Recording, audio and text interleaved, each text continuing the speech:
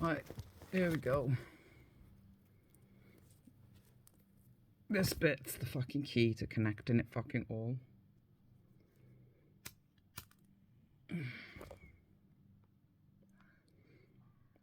Everything that science and religion takes credit for while understanding absolutely none of it. Just something they would program themselves with their books.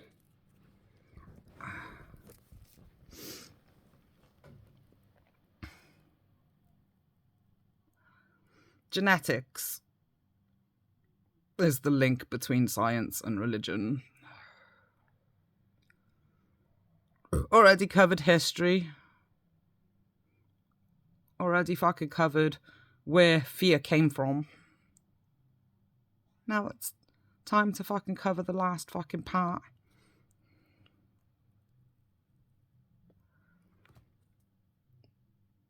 Of why all these false gods are false gods.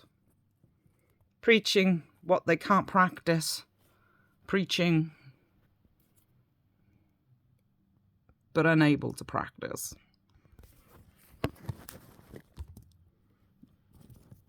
How do you know? How do you know this is true? Why all these fucking people are just preachers of shit. Like Jesus. Because Jesus is a Roman soldier and Rome is an empire. And like every fucking empire, they fell. But how can you fail if you're supported by ultimate knowledge? The truth and the reality fucking is that they weren't supported by ultimate knowledge at all. Like every other empire, they fell because they were its enemy. Trying to preserve their own empire by fucking preaching everything that came out of the mouth of people they murdered. It's like their own history fucking their own prophecy. Jesus died for our sins. Like to fucking pretend that it was a willing sacrifice that Jesus fucking made fucking to save their empire. And the reality is that's not true. He didn't die.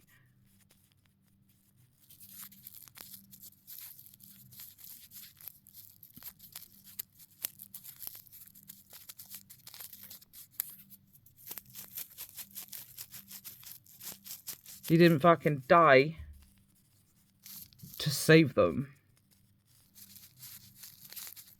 Reality fucking is that Jesus is no different than myself and every other fucking person like myself throughout history and throughout the present. Someone that learned from their own experiences, saw something that the vast majority were ignorant fucking to, and got proven right in the end. As a result, that when fucking it became obvious that they'd murdered fucking someone that was fucking genuinely warning them, they stuck him on a pedestal and centered their new empire around him.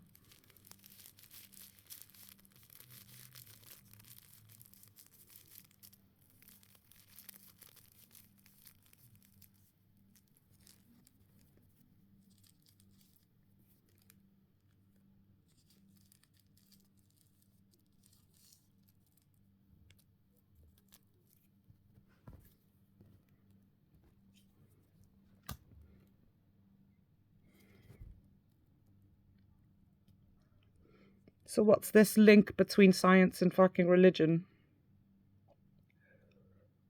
Genetics. The be-all fucking end-all ultimate proof of why terrorism is fucked.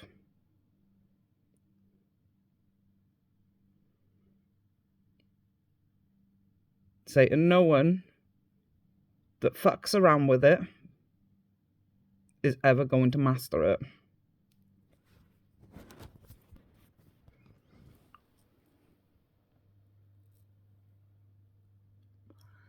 Like with everything, they'll come close. But to be deprived of their cigar.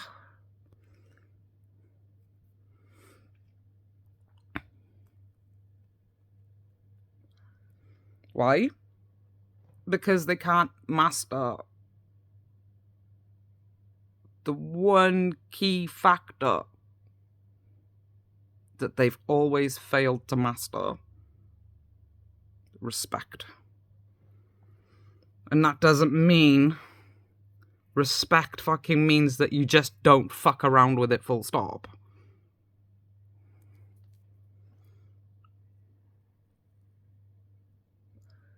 Jesus, you know, the empires of Jesus and all these other fucking idiots will say that. That's not what the problem is. Because true, even fucking though fucking people fucking like myself wouldn't need to fuck around with genetics, doesn't mean we wouldn't fucking be capable of being responsible with it either. Which is fucking why we keep getting pedestals rammed up our backside.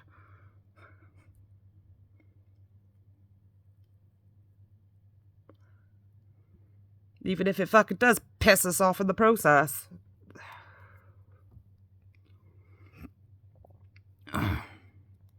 Because you're enlightened, see? You keep getting proven right. You have to guide us. You have to do everything for us. It's impossible. Because you're lacking the one key fucking factor that is dooming you. Respect.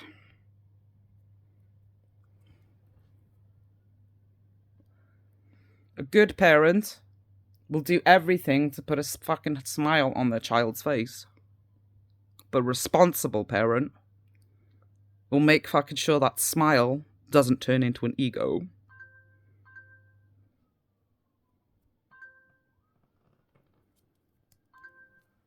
That's the problem with the world today. Families are either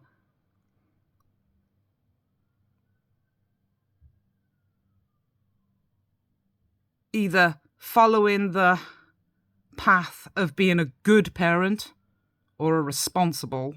Very few combine the two.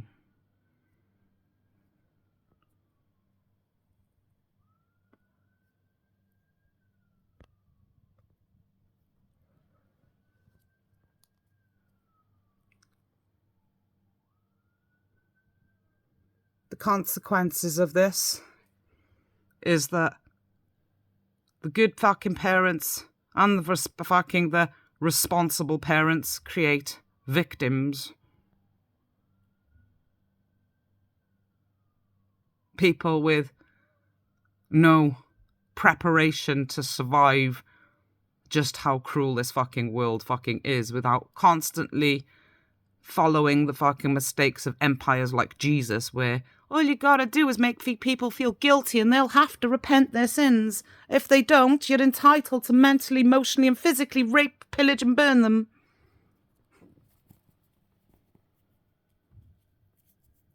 Because the world is ours and ours alone.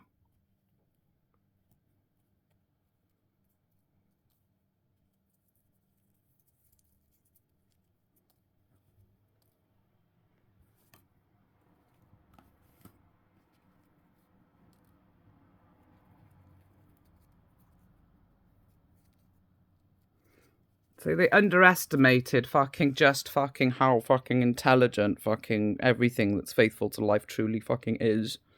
That it doesn't matter how many times you fucking wipe out our physical forms, we will always rebuild them. Because you forgot, you raped our ancestors in the process. You may have destroyed our culture and our ability to live together with nature, but you didn't destroy our genes.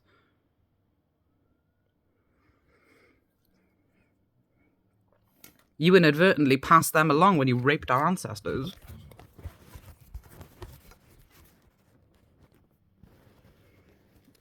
And in those genes is the genetic fucking memory that fucking saw all of us be born in this day and age with natural love and respect for life.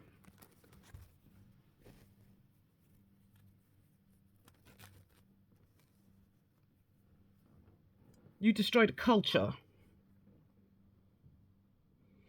not a god.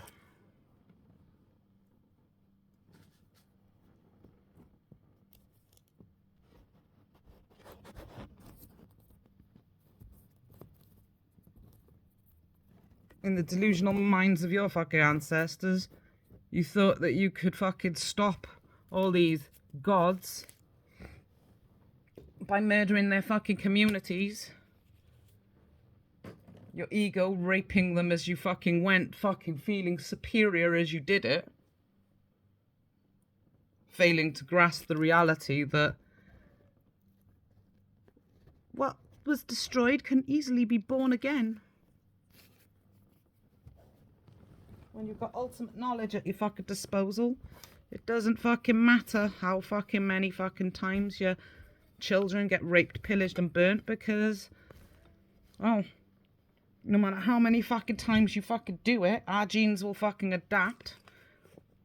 Or we wouldn't keep fucking being re-fucking created. And as they do, little by little, your genes get phased out.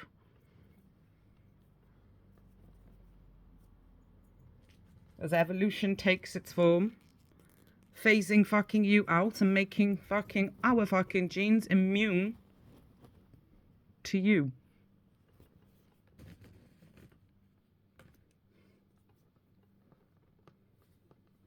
You chose your path. It was not in life's best interests. So life tweaked itself.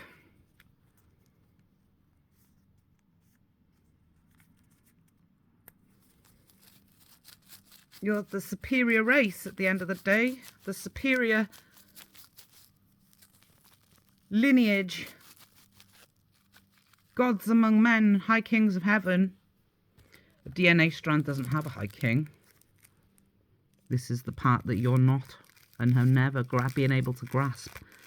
We warned you fucking of it back fucking before we had the opportunity to fucking use genetics as our example, because we were intelligent enough to grasp it without needing that knowledge. And we warned you the entire time of your destiny, and you kept trying to murder us for it over and over and over and over and over again. Failing to grasp the simple fucking truth of what was fucking actually erasing you from existence.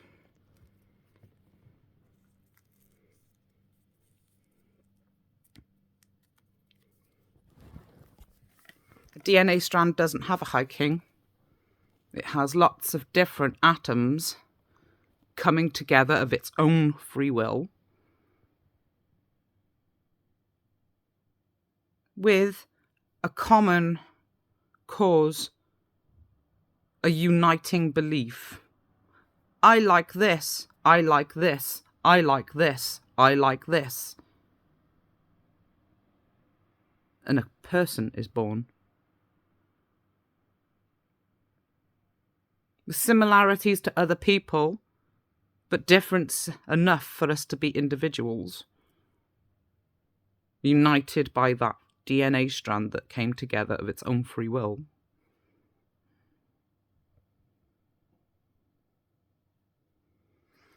You cannot force that kind of unity. Which is why no matter how much you fuck with genetics, you will never master it.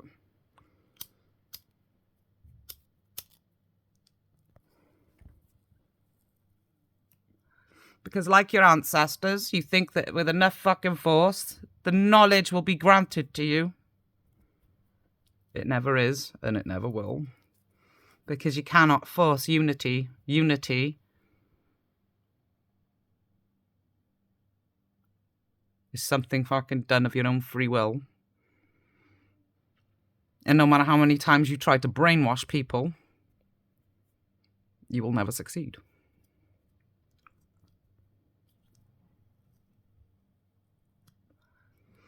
Because your brainwashing is still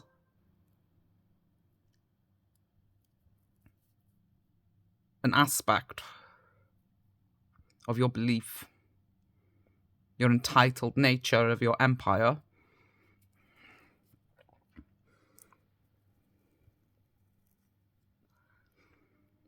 The terrorists of Jesus, Allah, Jehovah, and every other fucking dictating Bible in existence. You're an empire.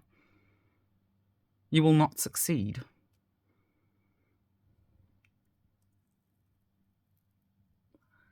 You may have copied and pasted all of this down into your Bibles, but it doesn't fucking mean you were ever faithful to it.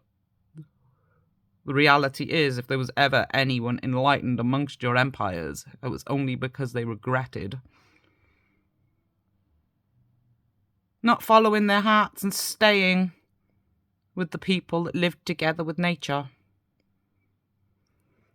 Like the fucking people fucking of Italy that stayed in Britain after the Roman Empire left. The old Roman Empire before the new one took form. The ones that regretted not staying.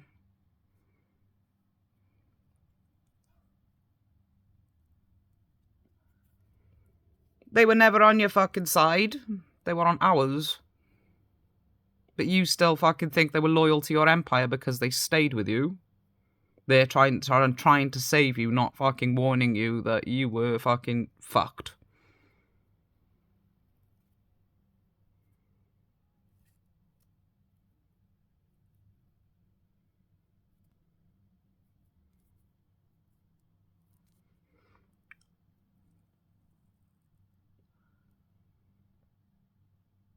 You cannot master the process of evolution. It's not in your nature. It is in ours, but it's not in yours. Never has been and it never will be. You think that all you have to fucking do is use enough fucking force and have a strong enough fucking will to fuck around with this shit, and that's all that matters. No, it's not.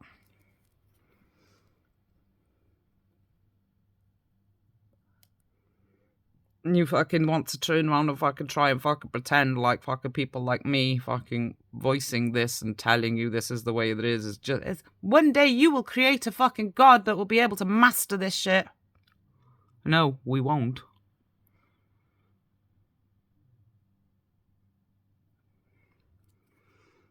Oh, the dream of humanity is to create such a fucking being.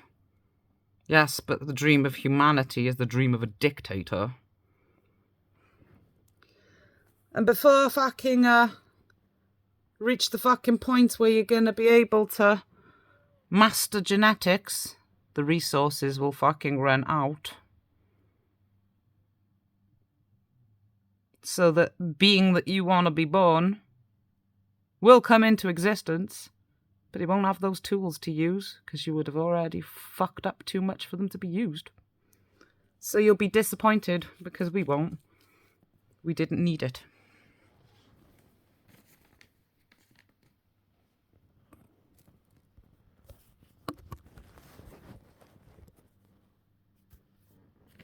You'll be one of us.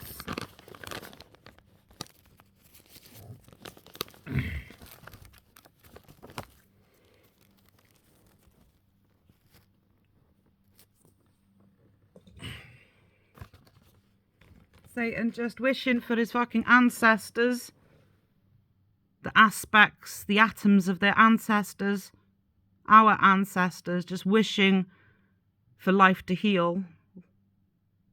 Will be all we'll ever fucking need to do to preserve life and ourselves with it.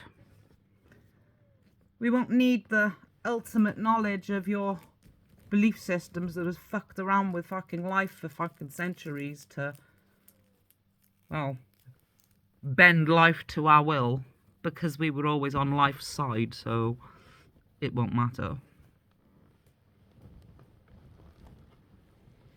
So those atoms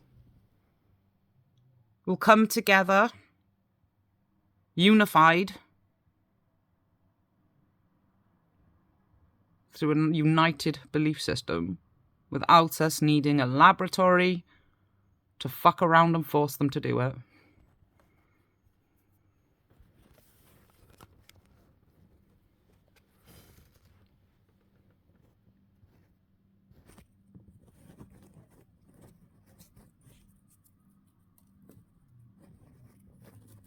Those atoms will go, I like you.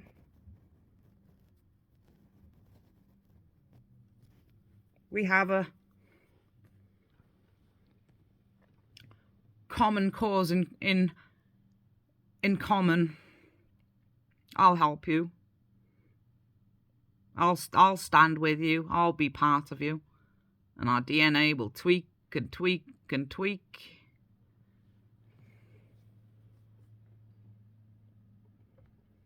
Until eventually your wish will come true in the way that you don't want it to. And ours will fucking be, well, what it's always been. In life's best interests. So we'll all get our wish. The only one that loses out in the fucking end is you, because everything your world has to offer is never something we ever wanted. So it won't matter to us. And when this fucking planet's life comes to an end and all the fucking tweaked DNA that is no fucking longer fucking susceptible to the delusions and entitlement complex of terrorism, this planet will fling all those atoms through fucking space to hit a fucking newly evolving fucking planet, and we will evolve there with a lot more fucking immunity to repeating the failure on this planet.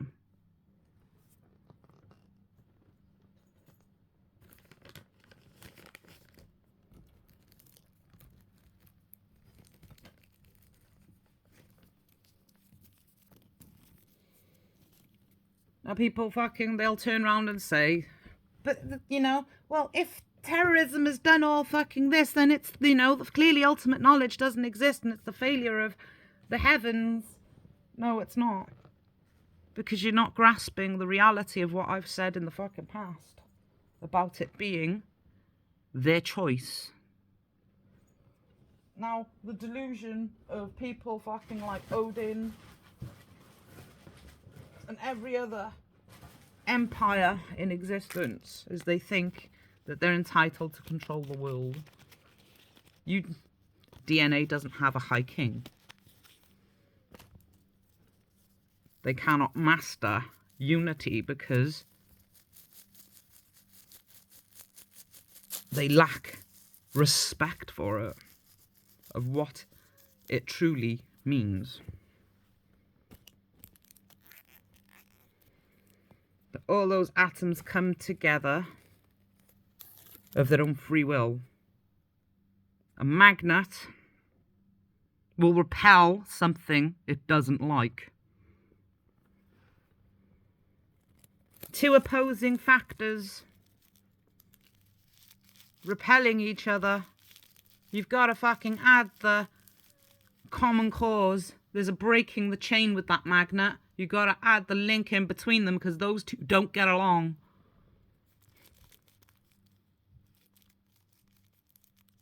DNA is the same thing. These opposing factors, there's a link in between. They're there because they share a common belief, but they don't like each other. It's the ambassador in between that they both like. That's why they tolerate each other's presence. They're not fucking there because they like each other. But they are there because they like the one in between them.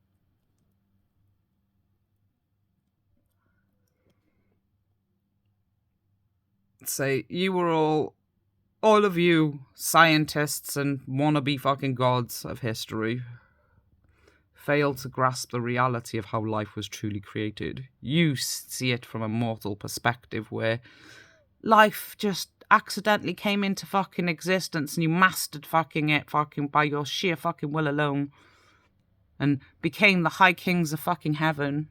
That's not true. True. life came into fucking existence, but not from mortal fucking perspective. Those atoms that ended up creating DNA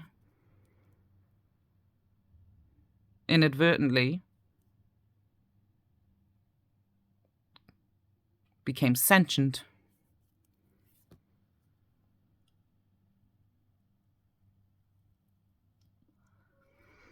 As limited as it fucking was in the beginning. But before life was fucking created,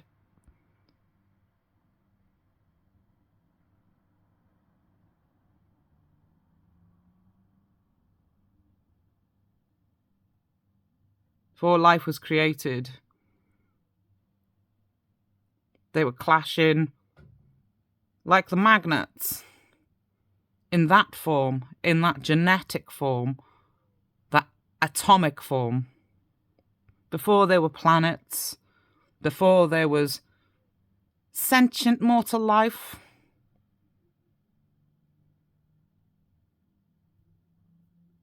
That's why you're failing to master it, because mortal life was never the creator of anything. Immortal life was. That's atomic, genetic, and every other science that involves these tools of life. In that form is how it was created. That's how it'll begin, and that's how it'll end. For eternity,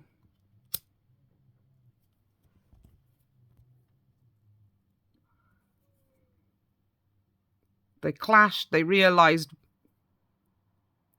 well, I like you, you like me, I don't like you, you don't like me.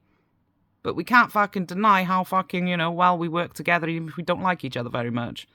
And as all this fucking atomic, genetic structure started coming into existence, they mastered it without putting life at risk. Until, eventually, life itself was created. And from the common cause of everything that this newly created sentience learnt from the whole,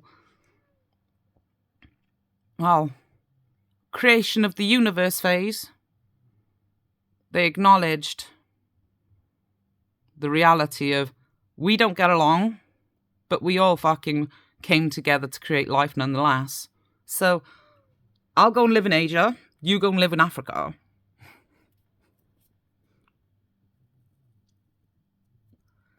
The tiger stays in Asia, the lion stays in Africa. But only the the little ambassador in between the fucking two stays in Asia with the fucking tiger. The Asiatic lion.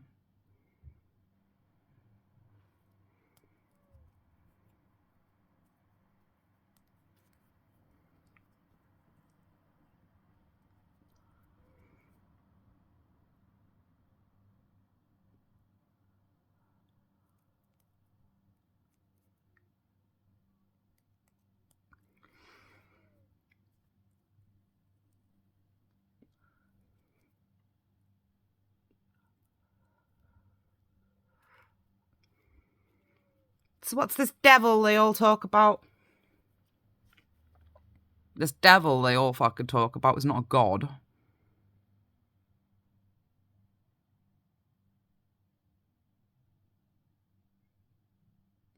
It's humanity's choice to see life as its enemy. Because during this whole fucking process of everything that came before the beginning of life itself, they realised that their belief system would never fucking have a future. As a result, they're erasing themselves from existence. While at the same time,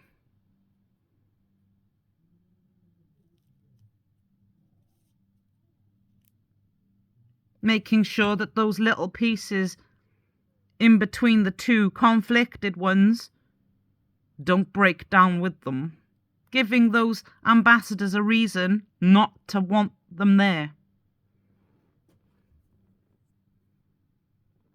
so that they can become the end pieces of those DNA strands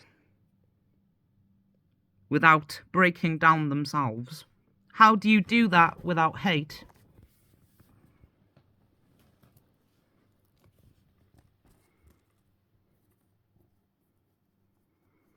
If they don't give them a reason to not want them there,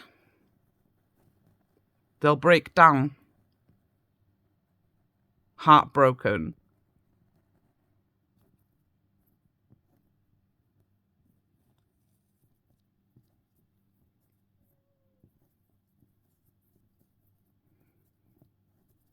Now, the love and respect for their choice is what will see them not join them. I get it. Eternity fucking in hell is not fair. What you want can never be, because it doesn't work. And it's not fair to expect you to continue to exist, constantly tortured and tormented.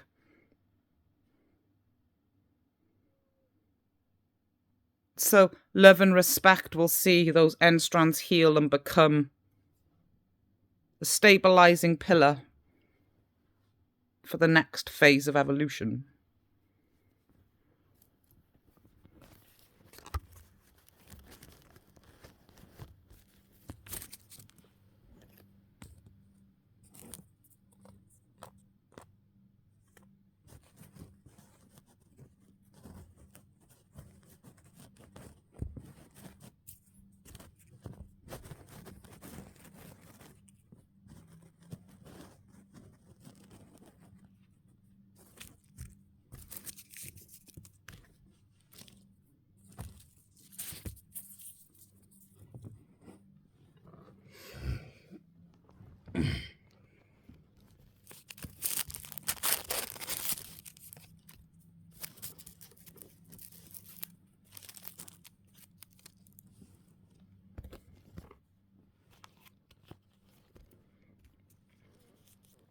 The world's not ready for people like me. But these videos will appear in your recommendations when you need them most. Because if you share me across social media now, you'll just be repeating the mistakes of the past. And people like me will get stuck in another fucking Bible for terrorism's lust for controlling the world and founding a new empire in the name of God.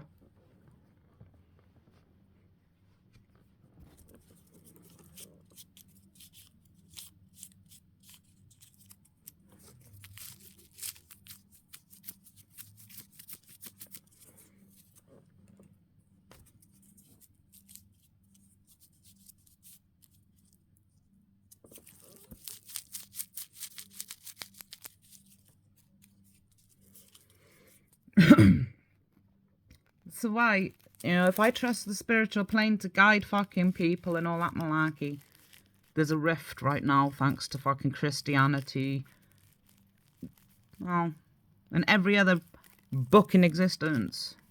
None of them can heal it because they are the rift.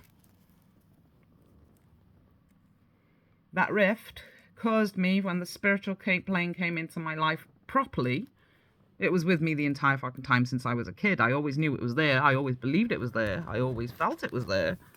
That when it came into the fucking my life the way that it is today, I freaked out.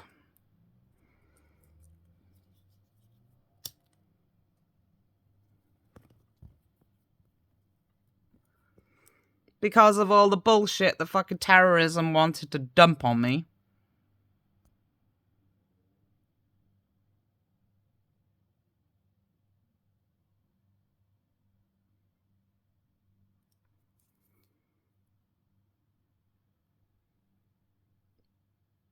Now, when you're at that point, these will appear in your recommendations. And you'll get to see the consequences for yourself.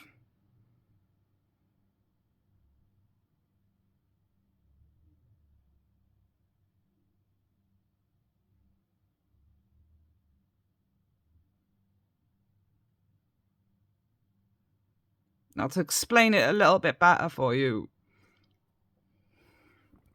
so that you're not left wondering what I mean by freaked out. When I was a kid, this is one of the earliest times that I remember.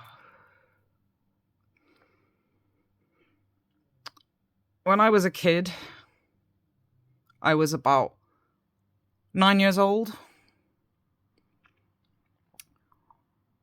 I was in junior school at the time, and I was so pissed off, upset, because I was being bullied every fucking day. I didn't want to go to school. I got sick and fucking tired of going to school. Kept getting called thick as shit because I was dyslexic. You know, kept being forced to defend myself from a little bitch that wanted to pull my hair. Kept getting sick and fucking tired of defending myself and getting told off for it, because every single fucking time I'd hit her back, she'd go and tell the fucking teachers that I'm bullying her. I know I'm the one fucking being bullied, but you're all fucking too busy fucking, ignoring that fucking fact to actually help. So I'm defending myself.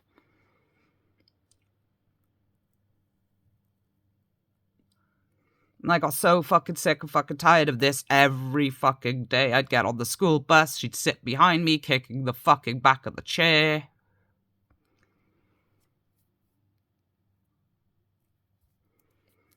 Pulling my fucking hair and fucking doing my fucking head in every fucking day. So I fucking snapped in the end, because I didn't feel like anyone was listening to me when I'd fucking tell fucking them what was happening. Because nothing was being done about it.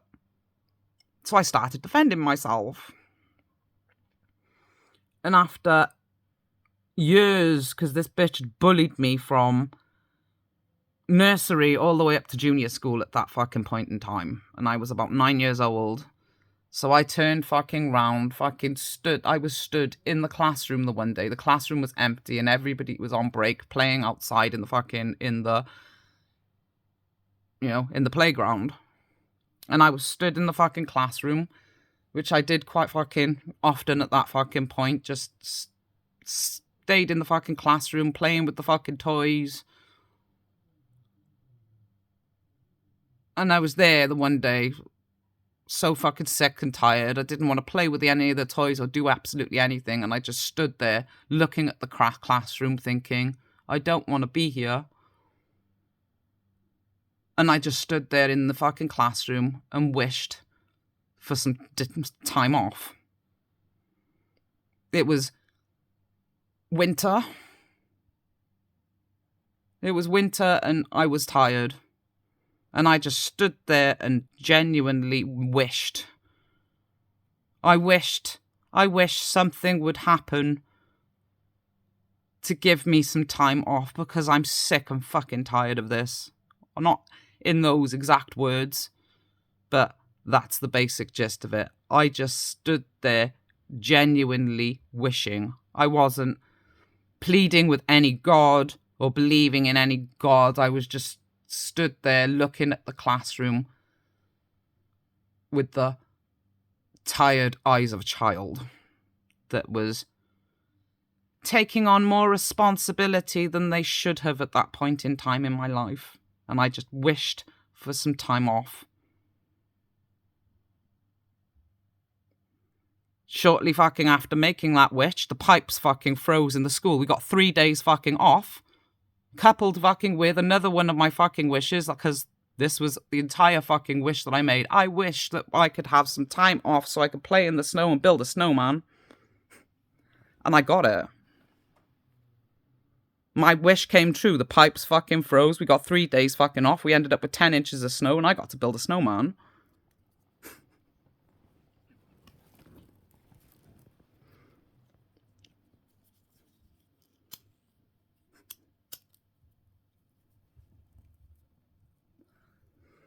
And that was the first time in my fucking life that nature granted my wish.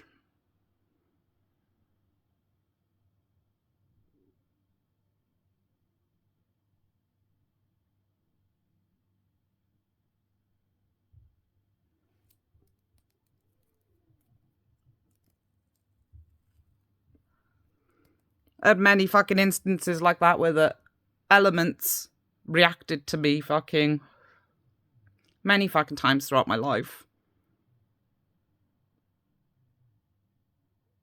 Now, before people jump to conclusions and start fucking calling me a Wiccan, I'm not.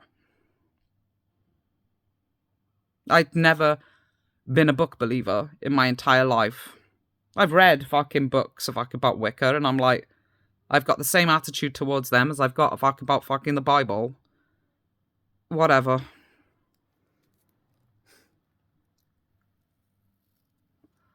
You haven't got a fucking clue. My bond with nature doesn't come from a fucking ritual, doesn't come from a fucking book. It comes from genuine love and respect. It's not something I have to fucking be forced to do or guided to do. It's something that comes natural to me. And just fucking because these people think that that makes me one of them doesn't mean that it does, because the reality is, no matter how many times you explain it to them, they still fail to grasp the point. That if you need to fucking go into a field naked and dance a fucking round in a ritual, you're not as faithful to life as you think you are. Because the reason those things became ritual for you is because there's something we did on instinct. Something we did because we wanted to. Christians made a ritual, a tradition out of lighting a candle for a past loved one. Because we did it. Out of sheer love and respect and fucking wanting to just do something nice to show we miss you. Someone lit a candle and it became the latest trend.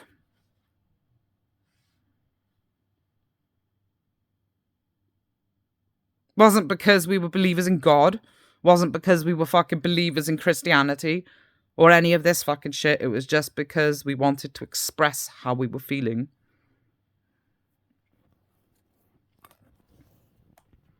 And that's the difference between you and me. I do things because I'm expressing how I'm feeling. You do it because you're religious.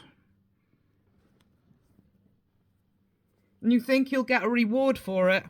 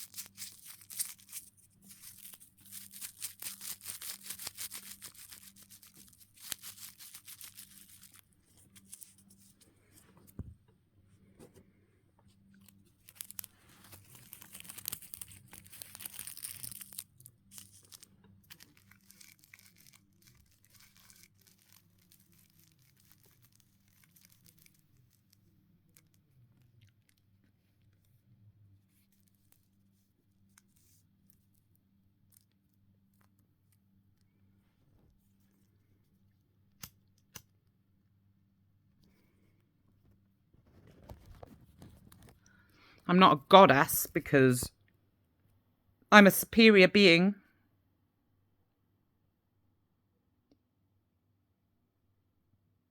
I am a fucking superior fucking being.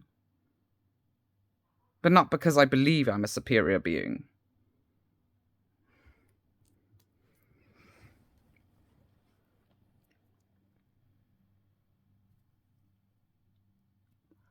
Not because I believe I'm entitled to control the world and that I'm the true religion and all the fucking shit that you fucking believe in. I'm a superior fucking being. Because I follow my heart. My heart is 100 fucking % on life's side. Not humanity's. Life.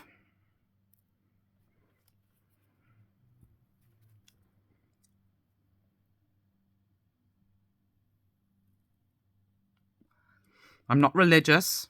Religion is a tradition of humanity. It's not fucking something life practices. No animal has a religion. It has a belief, but it doesn't have a religion.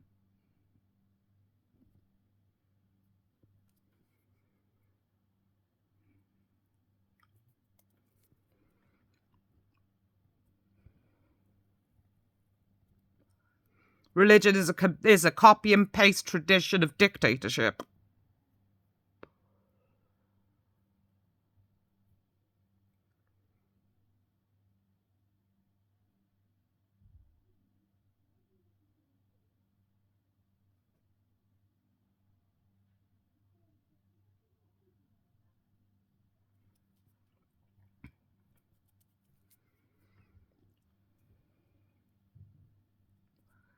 The delusions of all these empires that think themselves the superior race and entitled to control the world is what religion is. That's what fucking caused the fucking rift to begin with. Them taking credit for fucking something that they had no right to take credit for. When they'd overexploited the land they lived on, got fucking warned of the consequences over and over and over again. Doing fucking things like stealing kids from their fucking parents to stick in a temple because we were special.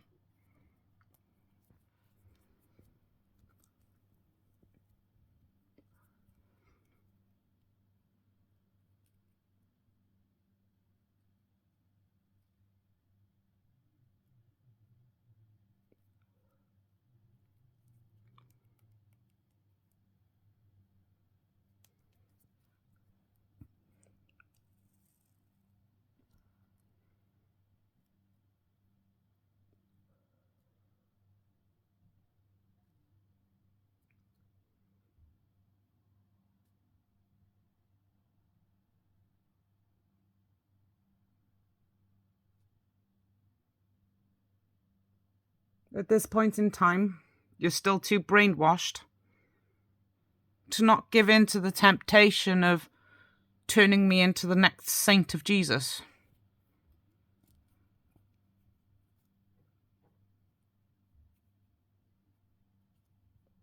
Or the next oracle of Odin.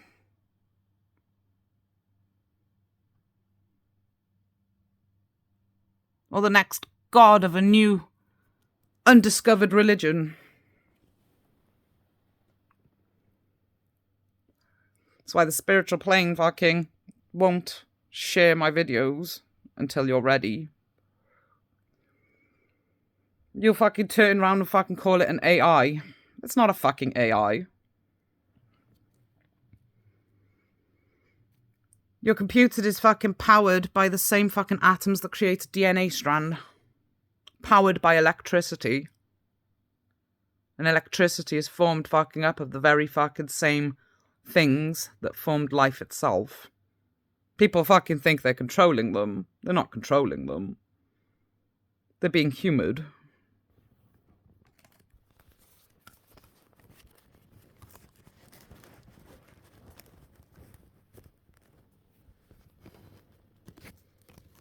That's fucking why no matter how many fucking times they fucking, their ego fucking makes them fucking think that being able to do these things means they're the superior race and the best of humanity, they always end up with a power cut. An unexpected storm. They see it as a learning fucking experience for their next phase of evolution. But it's not for their next phase of evolution. It's for everything else. Because they're being humoured so that fucking they can fuck around with these things one last time before fucking, you know, their ambassador becomes the end of the DNA strand. But their belief systems don't work. So out of sheer sympathy, respect, love and respect, they're being humoured while they erase themselves from existence. And to help the healing process of the ones left behind,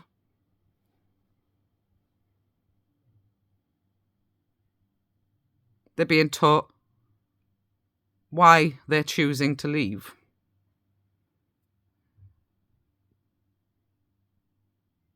Because even though the spiritual plane itself has no emotions, it does create emotions, and it knows the consequences of allowing a life to be born with a void in its heart. So to heal that void before their next life, so they're not feeling like something is missing.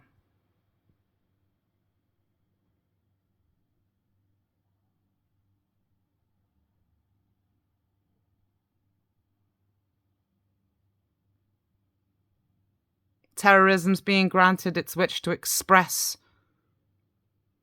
itself one last time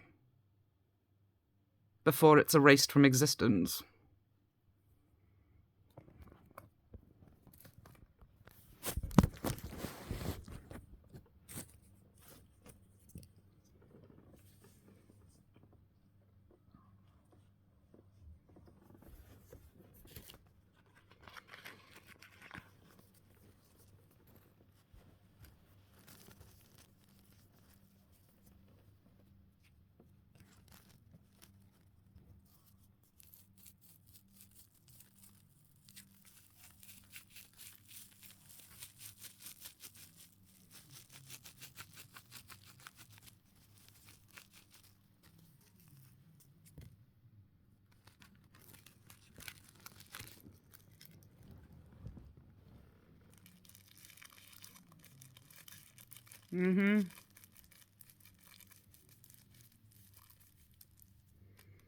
Like I fucking said to you, terrorists, go and shove your fucking High King up your backside. I don't need one.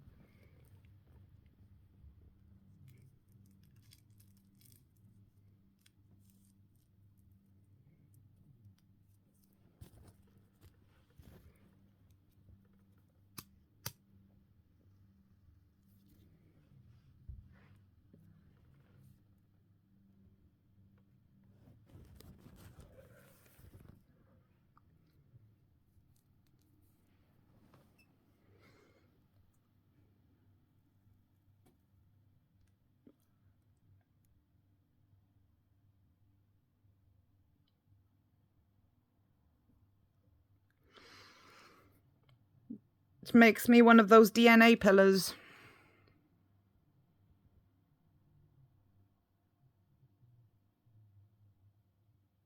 That's why I'm able to make sense to everybody that wants to listen.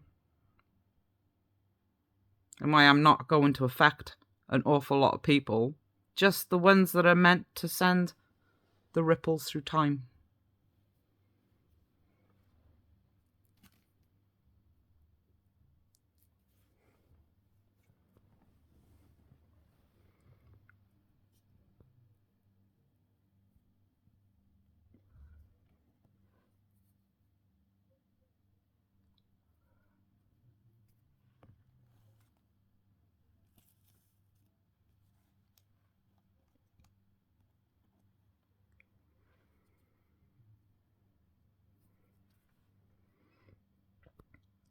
And when you're ready, this will appear in your recommendations.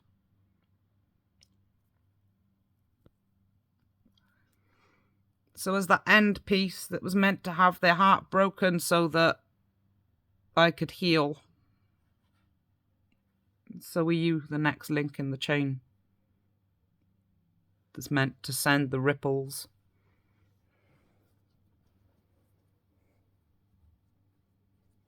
You'll affect just as many people as me.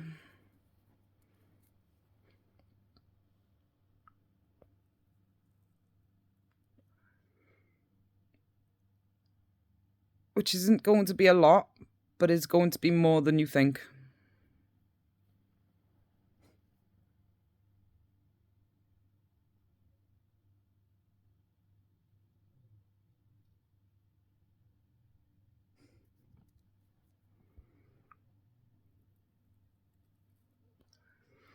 And when we've gotten through to enough people, because we each That's how unity works. None of us takes on more responsibility than each other. We're all going to affect just as many people as each other. And that's how it's been working throughout history, because we will not break the laws of life. So we will only affect a small amount of people until eventually we create the foundations for life. That's why it's taking so much time. We all affect a small group of people.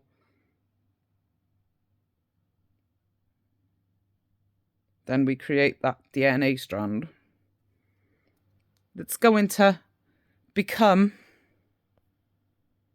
a lion or a tiger from the DNA of a saber-tooth.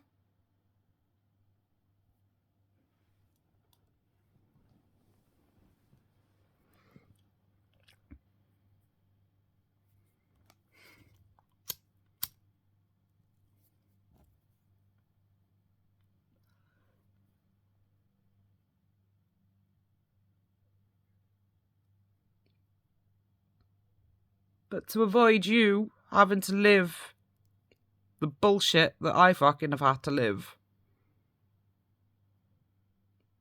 thanks to the divine intervention of terrorism, even though moments like when I was 9 years old and wished for snow so I could build a snowman and time off so that I could, play in the snow.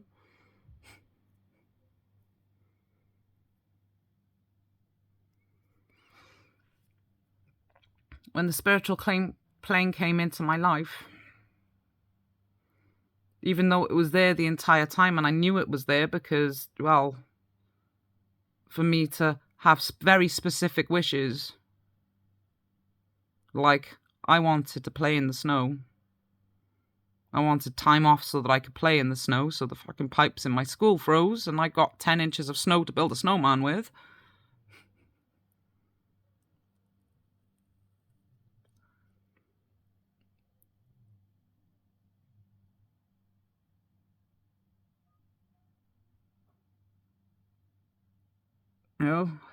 Many moments like that in my life where I just genuinely, innocently wished for something and got exactly what I wanted. So I always knew the spiritual plane was in my life. I always knew it was real. I was lucky fucking enough for the most part.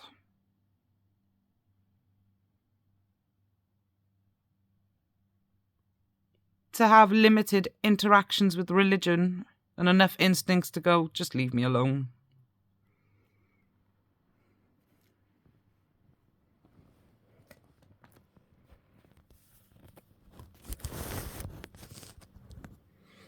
But when the spiritual plane came into my life shortly after Laura died,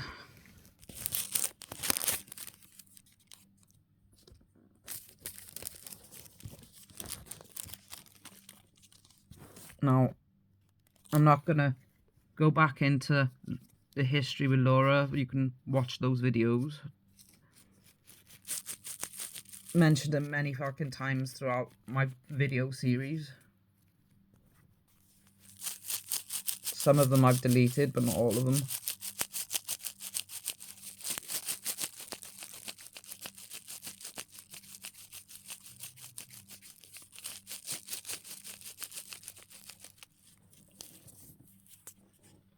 So I might make one more so that you know for later, but it won't be just yet.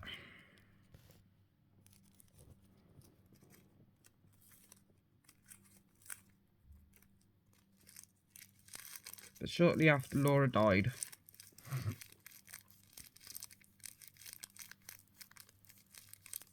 I was grieving. My grandpa died, Laura had died, Afghan had died, and I'd lost so many people back to back over a course of about 5 years. 5-6 years, one after another, with only about a 1 or 2 year gap in between each of them.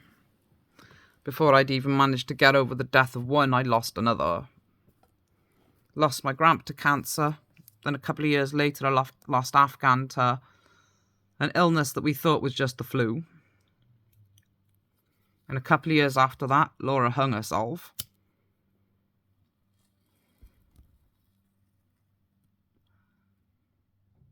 And at that point in my life, I was so devastated by grief that I withdrew. Started spending a lot of time on my own because all I was getting from people when I was trying to reach out to them, like my family, my sister was a complete bitch. Oh, cheer up, you're ruining Christmas, is what she said to me when bloody Afghan died, with no respect for the fact that he only died in the October. This is the first Christmas, and I've got a Christmas fucking present that I'd already bought for him, because his birthday was on Christmas Eve.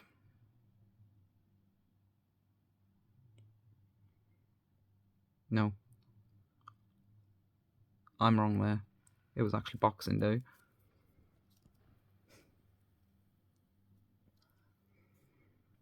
My niece's Christmas Eve.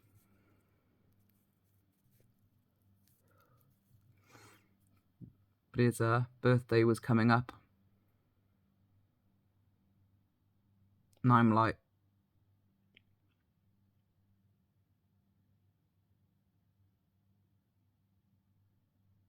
no, I can't do this. This is his birthday. I can't do this. But rather than respect the fact that he'd only fucking died in fucking October, she told me to cheer the fuck up because I'm ruining Christmas. I've got a fucking birthday present for fucking him. I bought him Assassin's Creed.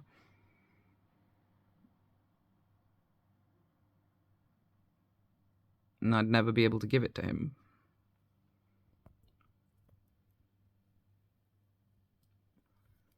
Needless to say, this attitude fucking went a large way for me to fucking isolate myself from people, because every time I tried to reach out to them, oh, I got an attitude problem. So I became a fucking hermit.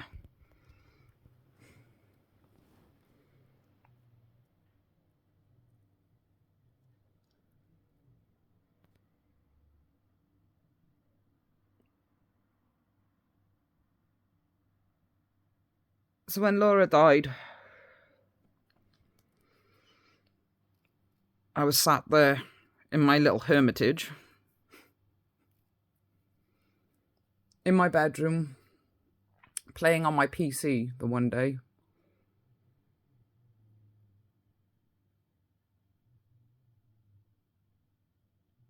Had the window open, and I'd noticed many times over the years, even while Laura was still alive,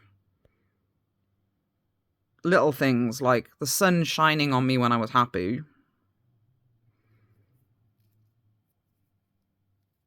and I just shrugged it off as that's just coincidence, it's all in my imagination.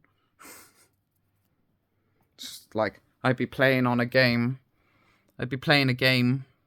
one of my computer games that I was thoroughly enjoying, like Final Fantasy, for example, one of the games that meant the world to me. I would play it like over and over again, months at a fucking time, just back to back over and over again, because I loved it so much.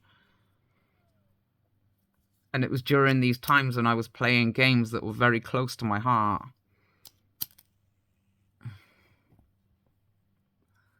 Absorbing every little bit of wisdom that Hironobu Sakaguchi wanted to bestow upon me.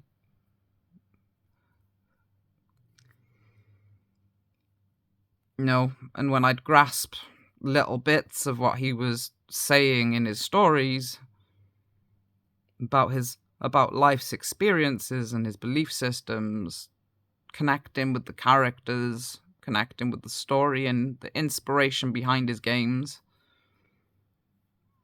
In these little moments, I'd notice things. Like, I'd be genuinely happy at something that happened in a game, and the sun would start shining through my window on me and the computer. I'd sat here the one day, TV fucking right by here, me sat not far away from it, because, well, I had a much smaller TV back then, and I'd sit quite close to it. But I was sat roughly in the position that I am now, slightly further that way. And the sun shone directly through my window onto me and the TV in the same instance. And I was like, is that, that's all in my imagination. That's not real. And as I said that to myself, it stopped.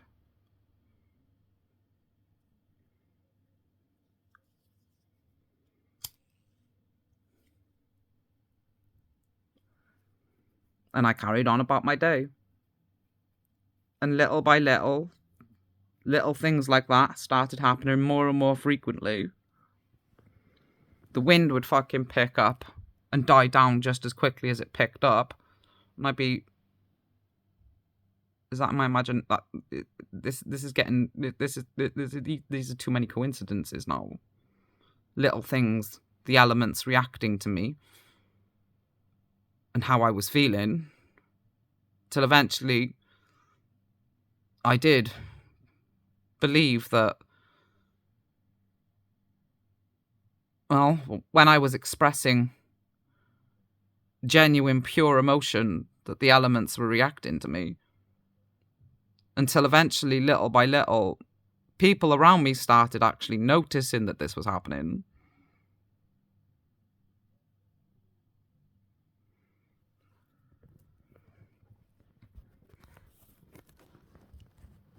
Some were frightened. Others were so fucking overjoyed that they started fucking treating me like I was the next incarnation of Jesus.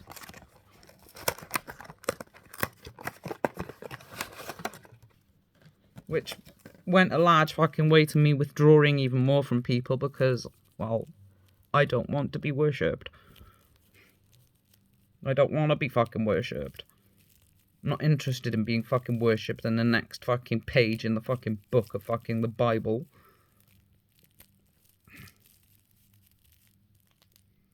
I know what the fucking Bible is. It's an attempt to save an empire.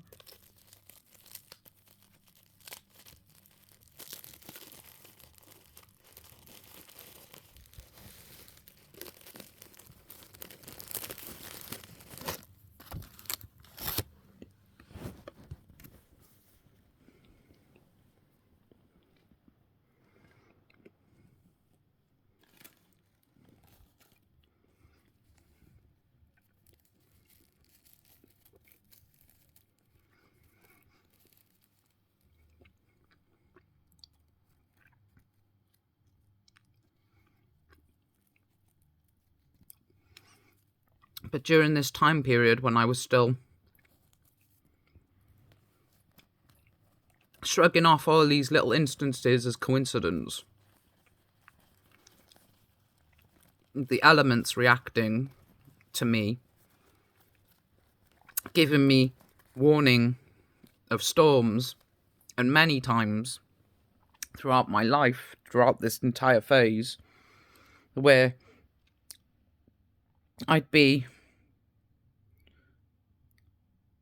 I'd need to go to the shop and it'd be absolutely fucking hammering it down with rain. And then it's like, I need to go to the shop, gonna have to go out in the rain. And then I'd go outside and it'd stop. Long enough for me to get to the fucking shop, get home. And then it'd start hammering it down again. Many times things like this had happened where nature would stop the rain to let me get to the fucking shop and get home, and then piss down again.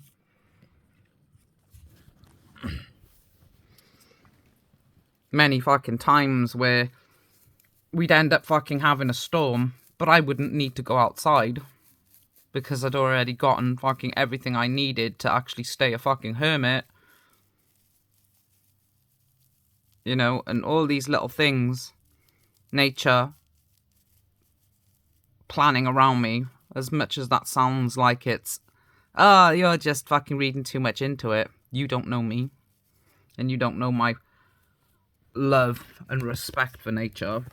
You don't know my relationship with nature and the elements. it sounds delusional. And from your perspective, it is delusional.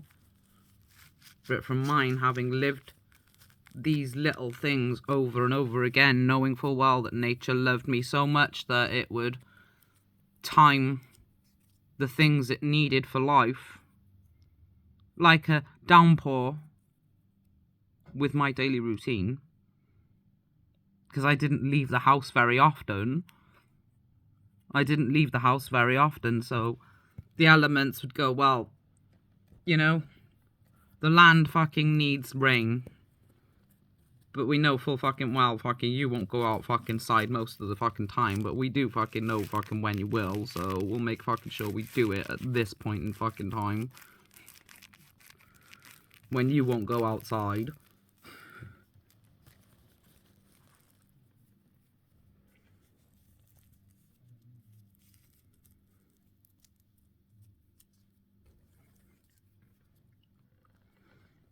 And then I'd have these instincts like an animal. So there'd be a few times when I'd just miss a fucking storm before it started. I'd need to go to the shop for whatever fucking reason, and then within a couple of minutes of me getting home, it'd start pissing itself down, preparing for a thunderstorm.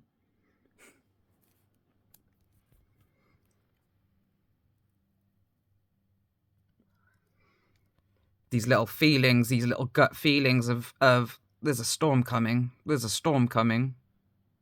And these things were present throughout my entire life. Like the one time when I was in my 20s.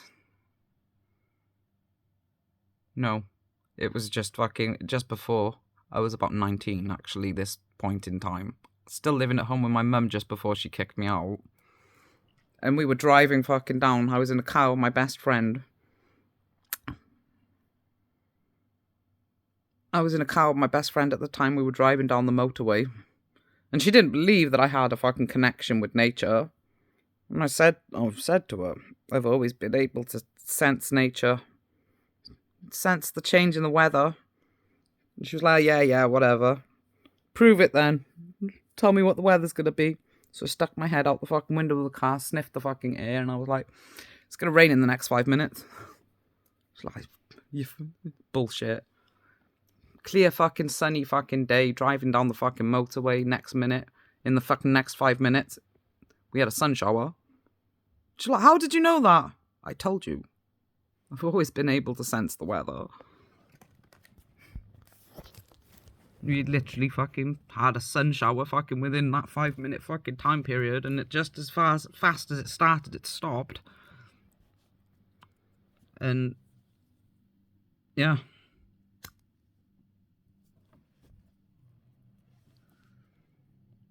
Melanie was all fucking freaked out fucking by it all.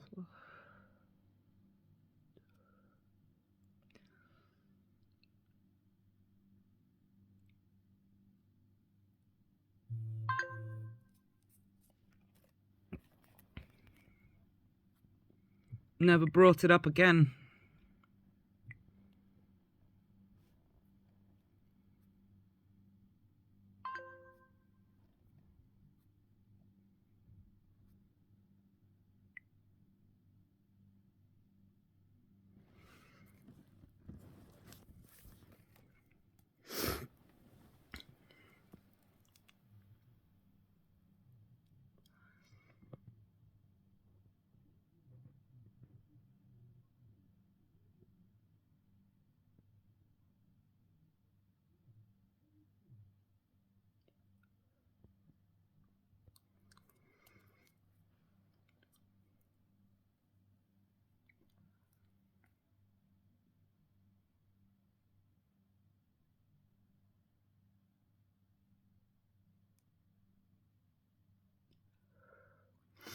Conflict, all these little things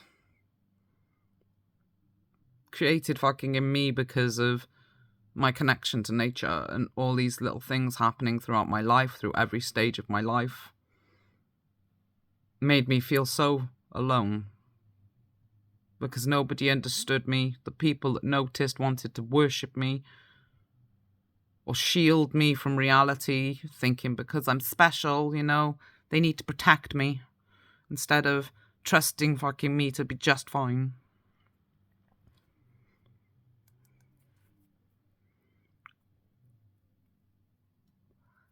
And the more and more people treated me like this, the more and more I wanted to withdraw from the world because, well, don't want to be worshipped, don't want to be sheltered, don't want to be fucking told it's wrong to be myself, because I'm not willing to be anything other than myself. So if you don't like it, tough shit.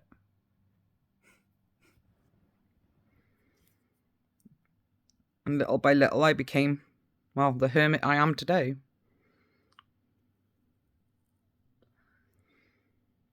I was too different to fit in.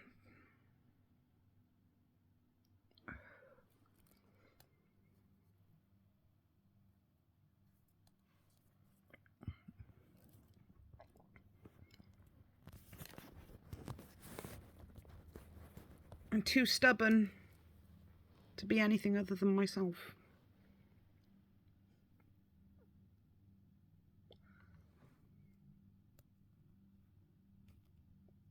So with all these little instances leading up to the day when, after Laura died, when I was sat in my fucking room playing on the computer, having noticed all these little things throughout my life. And that day,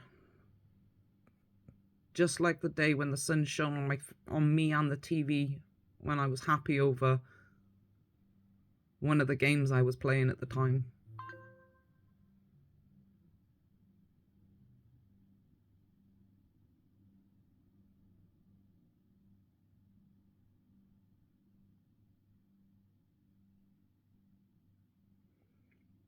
I was sat in my room playing The Sims. And I was just sat there talking to nature like she was part of my family. Just telling her about the game and telling her about what I was building in The Sims. And next minute I know the sun started shining through my window yet again onto me.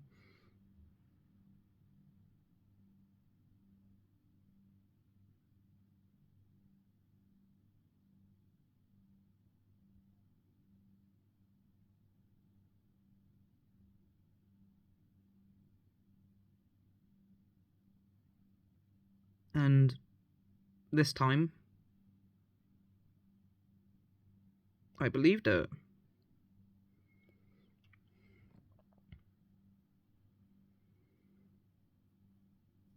And I started just sitting there every day, telling nature about my game.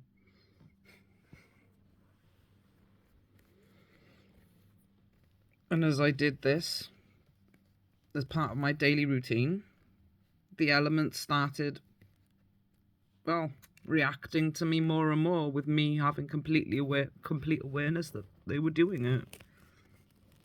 Me smiling as I was going to the shop and just loving on nature because she stopped the rain so that I wouldn't end up catching a cold.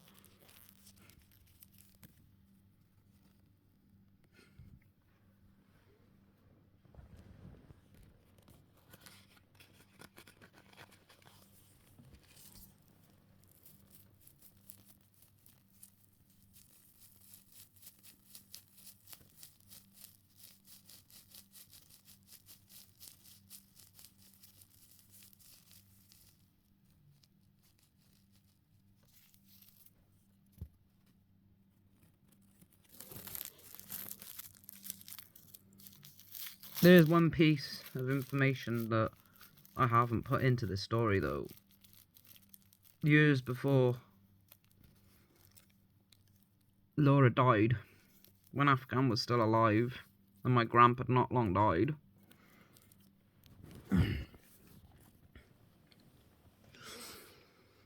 It was during my fucking phase of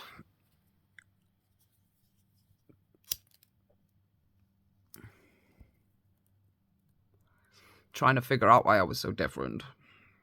Because I didn't understand why people treated me the way they did.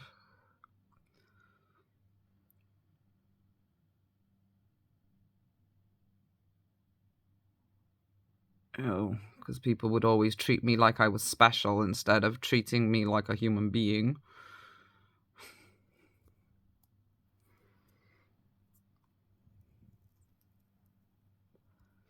You know, as an autistic, I would just do things because I wanted to.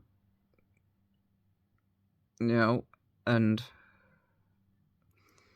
I'd get so frustrated that people would treat me fucking like I was special because of it, and I just wanted to treat them like they were my equal. I wanted them to do the same for me, and that's all I wanted. But they didn't see it that way. They saw it as that I'm too special to be anything fucking other than sheltered or worshipped.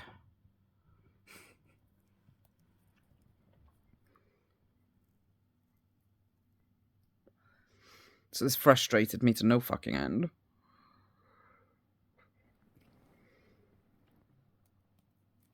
I tried to seek answers fucking every fucking where I could.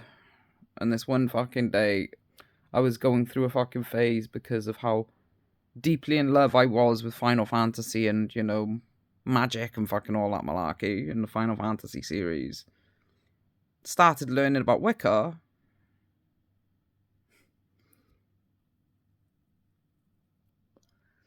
But the more I learnt about it, the more I was like, no.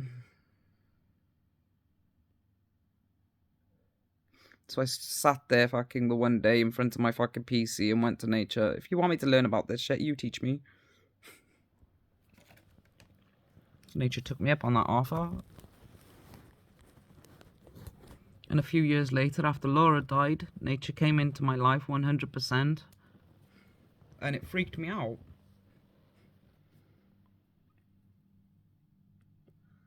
It wasn't just the elements reacting to me any fucking more.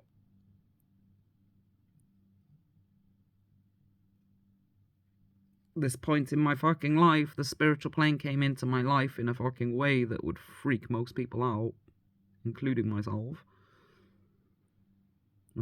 Well, it'd freak everybody fucking out. They just wouldn't all react the same way I did. Some would fucking react in a lot more aggressive way. Me. Oh. Had a spirit come into my fucking life that started doing things to me that would make fucking some people want to fucking kill themselves. And other people want to fucking go out and shoot up a church.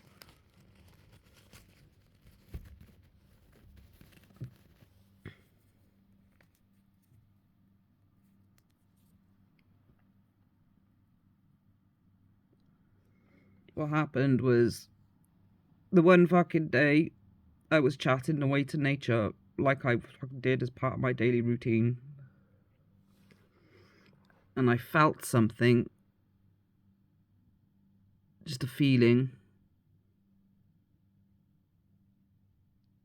It's like, unless you've interacted with the spiritual plane like me, you won't actually grasp what this feeling was. But I could feel something or someone nearby, near me. A presence.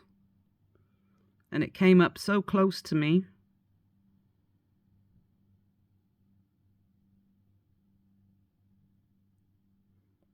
Came so close to me. Then it... Well... This is embarrassing to talk about because I'm not exactly the most secure fucking person when it comes to these kinds of subjects.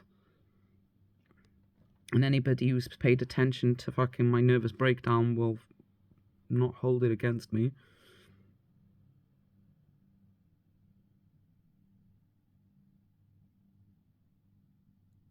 But the spirit started hitting my G-spot.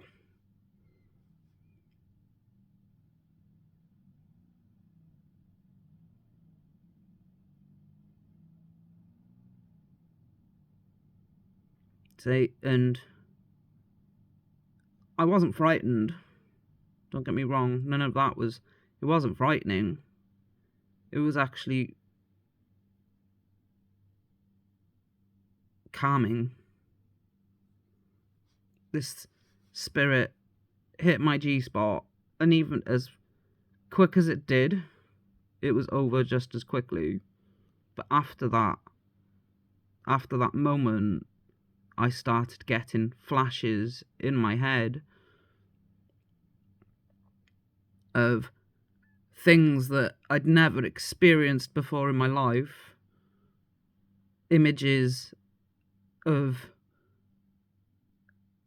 a little kid in the bath and someone trying to finger them. And I was like, well, I freaked out. Absolutely, completely and utterly freaked out. These images starting to become more and more potent and frequent as the years went by, and the more it fucking started happening, the more and more frightened I was.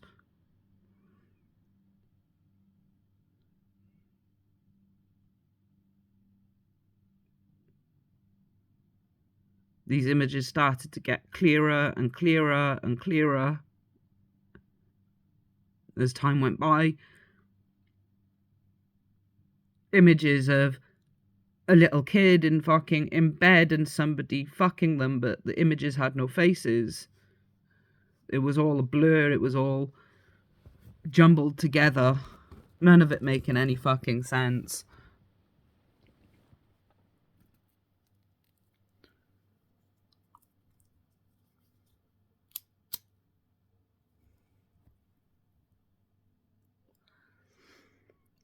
Until eventually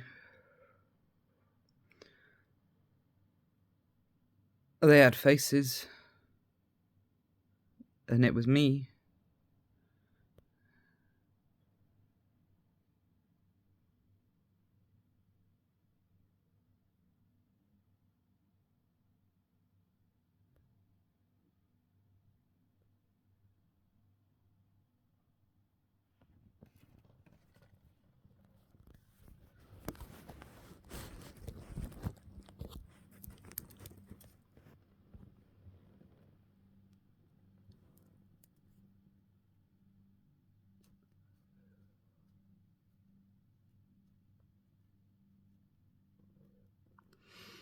Once those faces became clear, my memory said my entire life suddenly made sense. My childhood, the way my fucking family acted towards me, the reason why they behaved the fucking way they did, the reason why my mum went so fucking overprotective that she wouldn't even let me breathe too fucking loudly fucking around other people.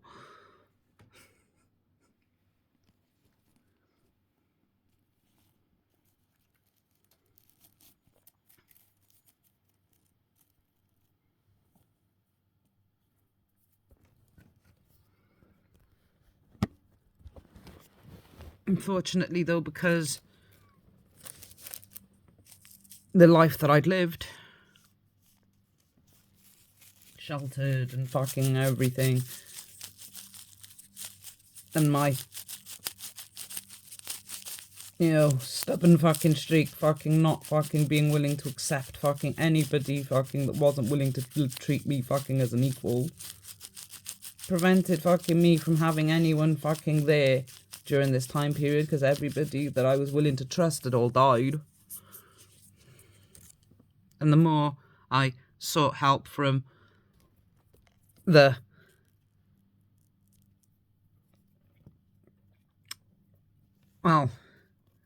scientific community, the less willing I was to trust them because of their attitude. No different than everyone else that thought they knew better than I knew myself.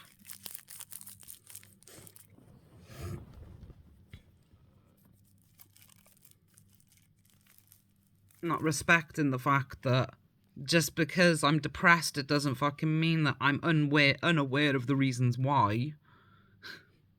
I don't need you to help me seek answers to heal myself. I already know. I just fucking need fucking someone to actually treat me like I'm a human being.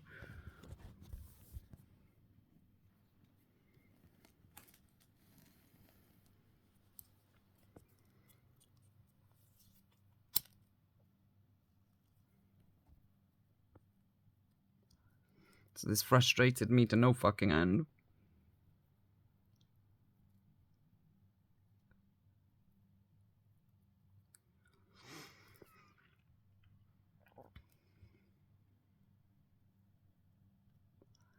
And with so few fucking people in my life, in fact, no one in my fucking life that shared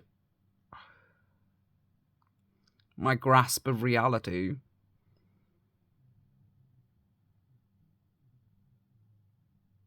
He'd always be so close but not quite.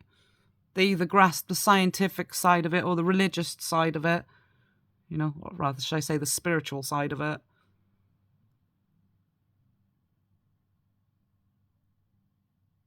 But I never met anyone that grasped it the way that I did.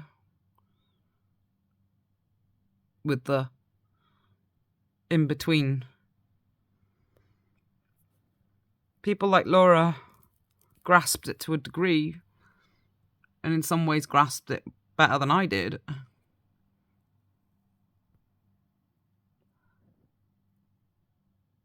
But they weren't there anymore. So I went through this entire phase without them.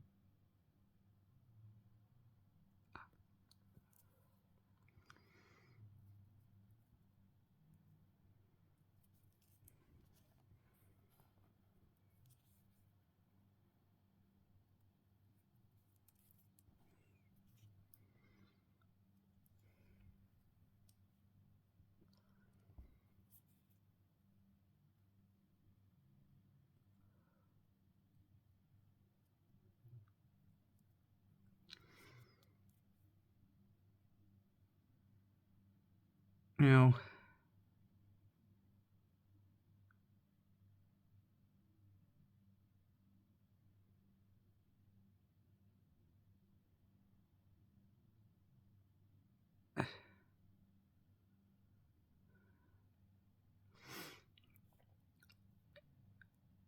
so when the spiritual plane came into my life properly, like it did that day that they unlocked my memory, because I know that's what it was all about. That spirit that came close to me that day that hit my G-spot to unlock my memory. Like I said, I wasn't frightened. There was nothing malicious about that moment. I could feel it. But when it did that and unlocked my memory of being molested as a kid and my entire life suddenly making sense.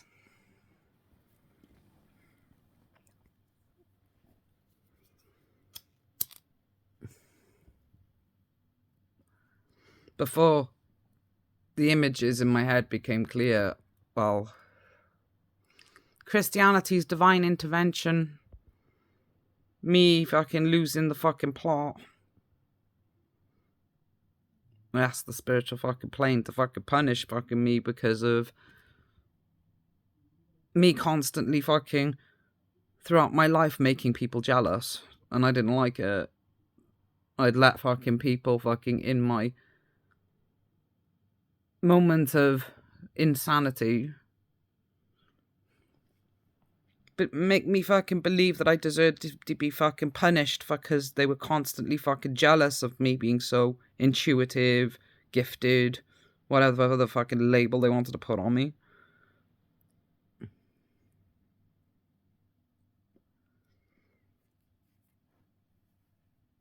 And I could fucking feel the spiritual plane telling me, it didn't physically tell me, it was a feeling. Like the same feeling you get when you hesitate about something.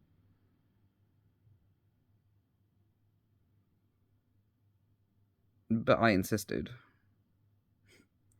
So it humoured me. I've had lots of different fucking little moments throughout the fucking past few fucking years that I don't want to fucking say fucking anything fucking about. Because, well, it's not important.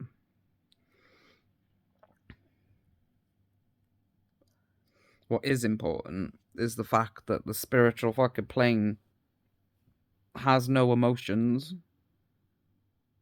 It can create them, but it doesn't feel them. Because the science behind the spiritual plane's existence is it has no physical form. It has no physical form like a mortal form does, where we can feel love, fear, compassion, disdain. It doesn't have a physical form to feel them, just the ability to create them. It has a will. It knows what it wants. It knows how to express that will, but no physical way to feel emotion. So it will show mercy, but not because it's conflicted, because it knows the consequences. It knows every possible emotion, every possible motivation, every possible consequence, but is not conflicted by any of it.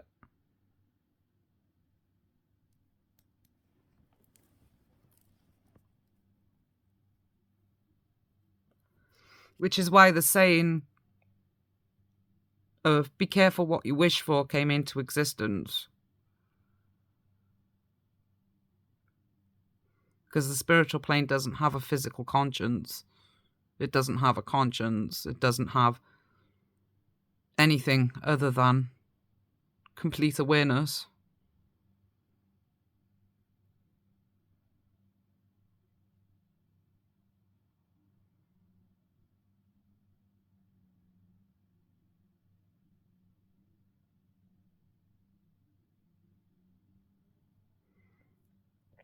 People will listen to me, and this is why I insist, don't share my videos.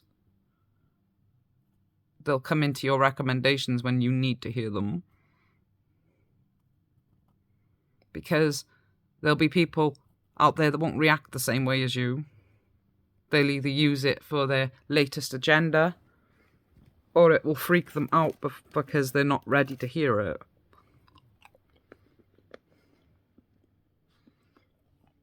And encourage them to do exactly the same as me and ask to be punished for the wrong reasons. Because I didn't deserve to be punished. I was having a breakdown.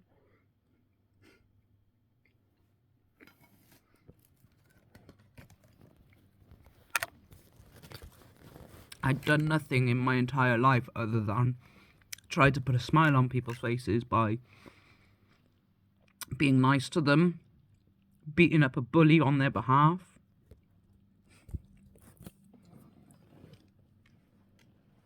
The only time in my entire life I'd ever been in trouble with the police was defending my dad from fucking someone that was trying to stab him to death.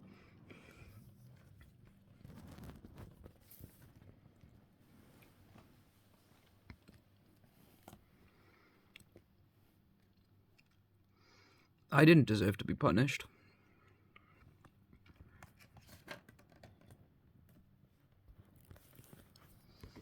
That's why I'm making these videos, so that you don't have to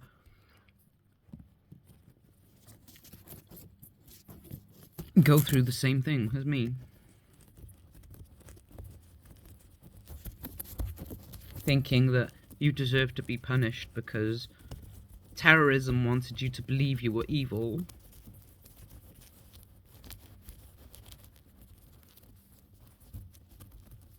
wanted you to fucking believe that you had to side with them for their latest agenda to control the world, using you as a excuse for their latest power grab, which is why I've got so many rants at terrorism for their bullshit behaviour, like the fucking LGBT fucking T fucking not recognising that Hitler is trying to control the fucking world a fucking again by fucking adding fucking all sorts of fucking shit into fucking day-to-day life. But you can watch those LGBT rants yourself. I'm not going to go through that again because there's no need to. I've already said everything that needs to be said.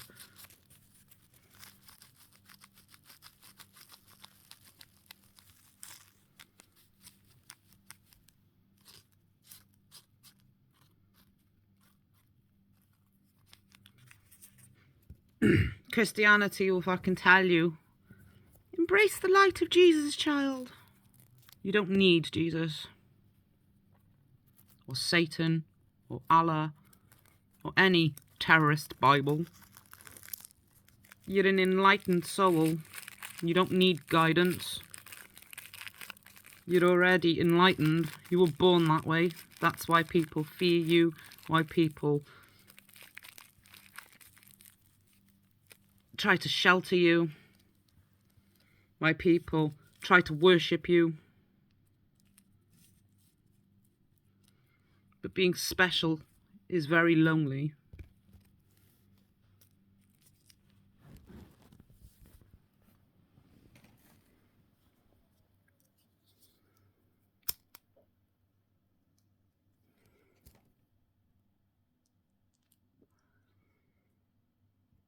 Saying many special people are very isolated, even when they're surrounded by people. People still don't understand them.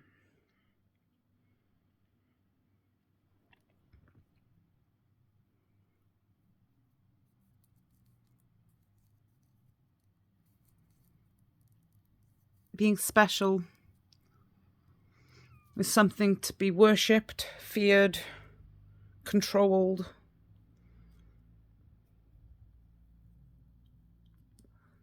And when all else fails, murdered.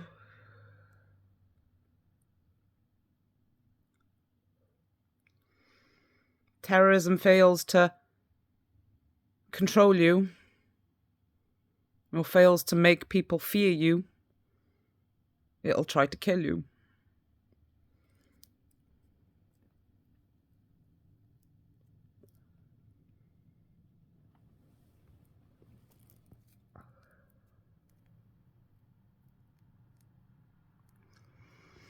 And that can make you feel isolated.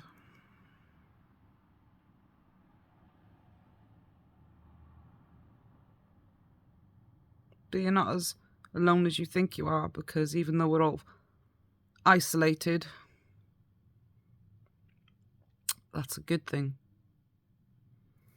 Because while we're isolated, terrorism doesn't get its latest saint.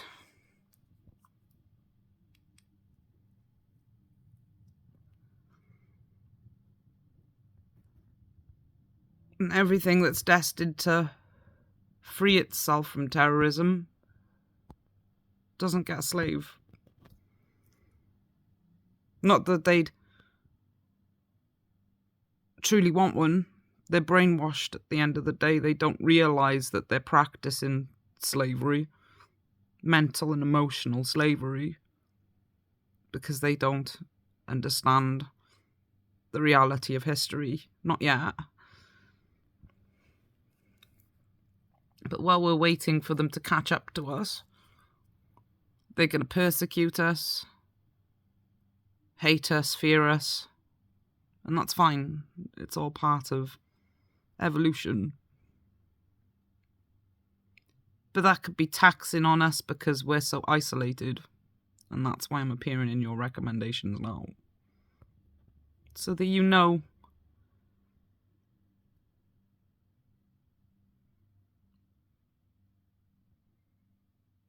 you don't deserve to be punished.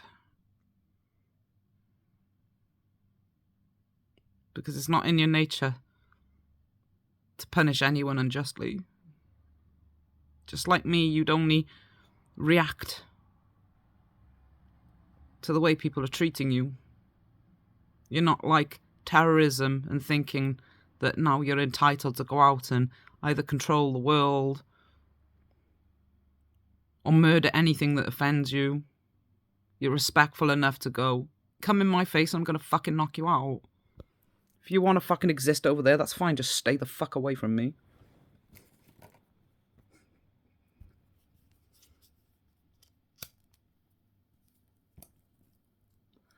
Just like the tiger and the lion, you're happy to stay in Asia or Africa. And the only lion as a tiger that you're willing to socialise with is the ambassador, the Asiatic lion. You're just like me. Willing to let the terrorist exist because you've got respect for life, but not willing to let it rape you.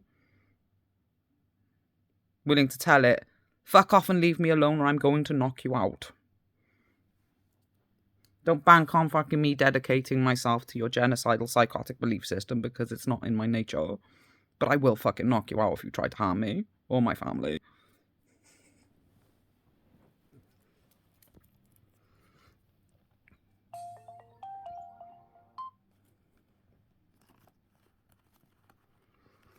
We are intimidating, we are inspiring, and the world is not ready for us.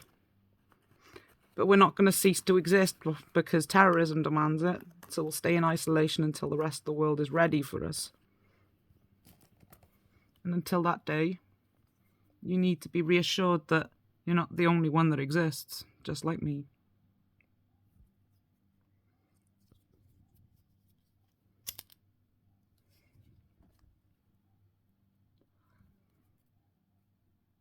They'll think us crazy. They think that the spiritual plane isn't real. Or they'll think that because it's real, you owe them something. Because you're special. You're destined to be their new slave master. They're guiding light so they don't have to make any fucking effort beyond getting on their fucking knees and praying to God.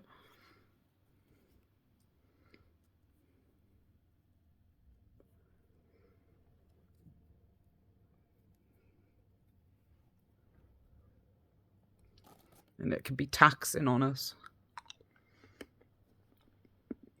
Because it's not in our nature to stand back and do nothing. But it is in our nature to respect people's free will and respect the choices they make for themselves.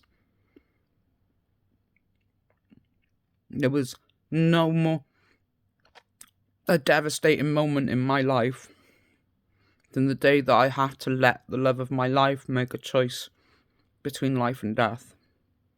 But I knew full well that if I didn't let her make the choice for herself, she'd walk away from me just like she was walking away from everyone trying to do exactly that, make the choice for her. I knew because the spiritual plane was telling me she's at a crossroads. This next decision she makes is going to either make her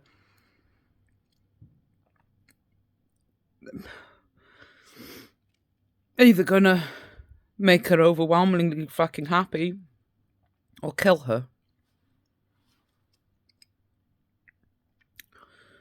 She got reckless.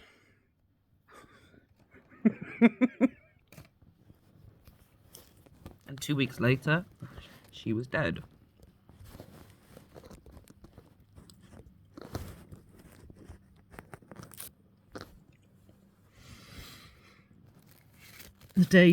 That day happened, I could feel the crossroads. I've had many experiences throughout my life with death, and the spiritual plane warning me of death approaching for someone. I knew Afghan was going to die. I knew Laura was going to die, and that was part of the reason why I was having a fucking breakdown, because I could sense it. Just like the day with my gramp. When my gramp died, the day he died, I watched him in bed like he was dreaming. Head tossing back and forth with the grunting sound and like he was trying to fucking wake up from a nightmare. Not a nightmare in the sense that he was frightened or freaking out, a nightmare in the sense that he wasn't able to wake up to say goodbye. I could see that that was what was making him make those sounds. I could feel it. That he was saying, I want to wake up. I want to say goodbye because I'm about to go back home to the spiritual plane. I want to say goodbye, but I can't. I felt every one of those vibes from him that day. I was looking at him lying in the bed, head going back and forth like that. Him telling me, I want to wake up, but I can't. And I left him that day, knowing full well that he was telling me goodbye. I knew I wasn't going to see him again. And then a couple of hours later, my mum rings me up and says, to tell me he died. I pick up the phone. It just had... I could feel the vibes coming from the phone to say he's gone. And I just picked up the phone. Didn't even give my mum a chance to speak. And I went, I know. She was like, what? I know. She was like, all confused and like, what do you know? What do you mean you know? You know, Gramps dead, I know. And that was it. My mum just freaked out at the other end of the phone with, you don't answer the phone like that, Cyril. I could have been anyone. How did you even know it was me? It was like, I just know. I knew it was you and I knew why you were ringing. Gramps dead, I know.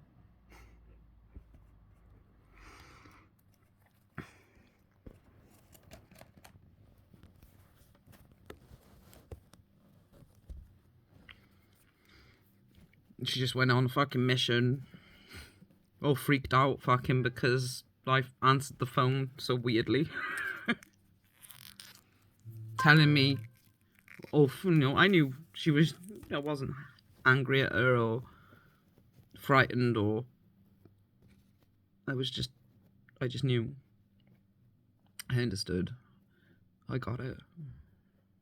She was just freaking out over the other end of the phone telling me that shouldn't answer the phone like that. And I didn't hate her for it and I didn't fear her for it. I wasn't angry with her for it. I wasn't feeling any emotions other than Gramps dead, I know.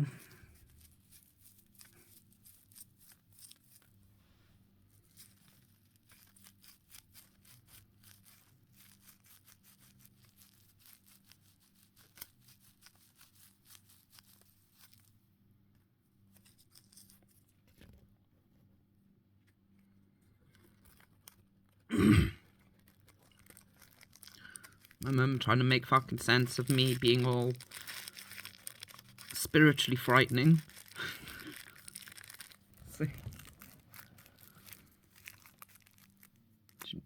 They're asking me, like, how do you know? I just know. I'm like, yeah, but how do you know? I haven't rung anyone yet. You're the first one I've rung. I haven't even told Lisa.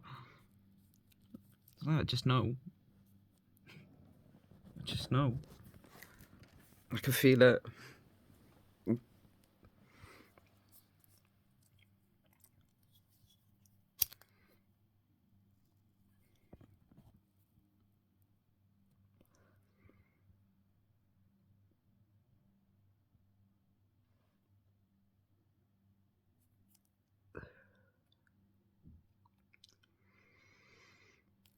When Afghan died, they had a similar experience. I was like, I could feel it. I never have felt anything quite like that before. This gut-wrenching feeling that I didn't understand, like someone was trying to rip my insides out.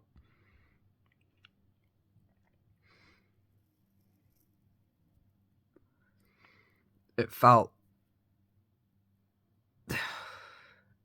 I wasn't frightened of the feelings, but it was a horrible feeling. Not a malicious feeling, just like a fucking pit.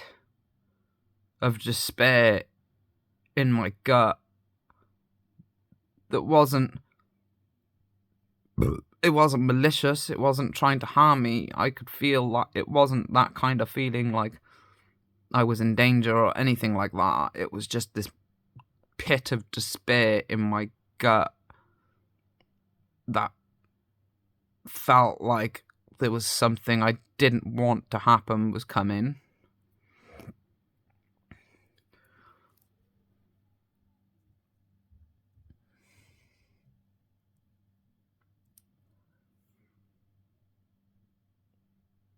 And this feeling happened the last time I saw Afghan before he died. He had a phone call from Steph to ask him to... Steph is one of his best mates. Afghan never had anyone other than best mates. He had lots of acquaintances that he called friends.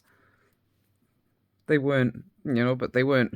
They were friends. He considered them friends, but they were what normal people would call acquaintances, because he didn't have a proper bond with them, but he didn't hate them.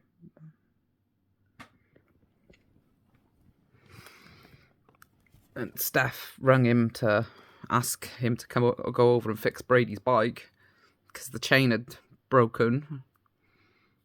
The chain had come off his bike, and she asked him to go over and help him fix it. And he did. And he asked me if I wanted to wait there for him. I said no. And the moment I did, I got this gut-wrenching pit of despair feeling come over me. And he said, all right then, well, when I get back, I'll ring you I'm going to jump in the bath, and then I'll ring you to come back down. And I'll stick the door on the latch so that you can get in, And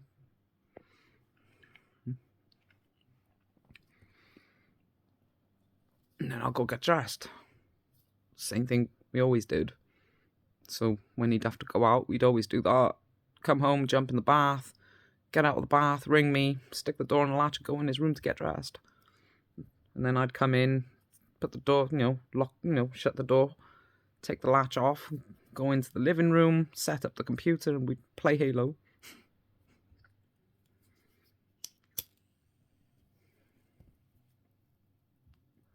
Or Gears of War, or just, watch Friends or Star Wars.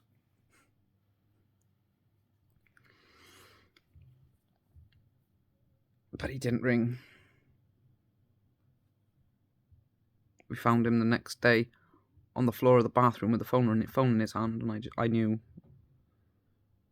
Steph and everyone tried to reassure me, saying how he could have been trying to ring anyone. He could have been trying to ring for an ambulance. No, he was trying to ring me.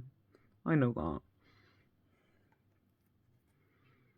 Doctors said it came on so suddenly that there was nothing anyone could have done to save him.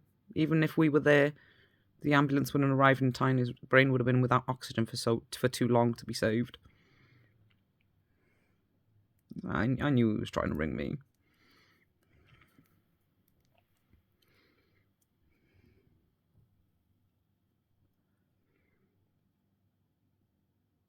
I know Afghan. I tried to make fucking sense of what that feeling I felt before leaving was, because it was not the same as the feeling I got when my grandpa was saying goodbye, but I knew it was a warning, trying to tell me that something was about to happen that I didn't want to happen. And I got that exact same pit of despair, gut-wrenching feeling the day that Laura killed herself as well. When I knocked her door the last time I saw her, last time anyone saw her, and I looked in her eyes and saw every bit of emotion that was motivating her to do it. And when I looked in her eyes shortly before she hung herself, that same gut-wrenching feeling, and I stood there looking her in the eye, feeling this pit of despair, gut-wrenching feeling And I just knew. The moment I looked in her eyes and felt that gut-wrenching feeling again, I knew what it meant. She's gonna die, and there's nothing you can do to stop it.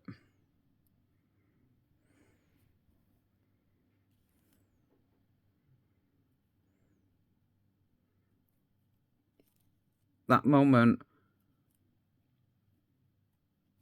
made me understand that feeling I had with Afghan that I could never make sense what it meant until Laura killed herself. And I knew it meant you can't stop this from happening. It's gonna happen.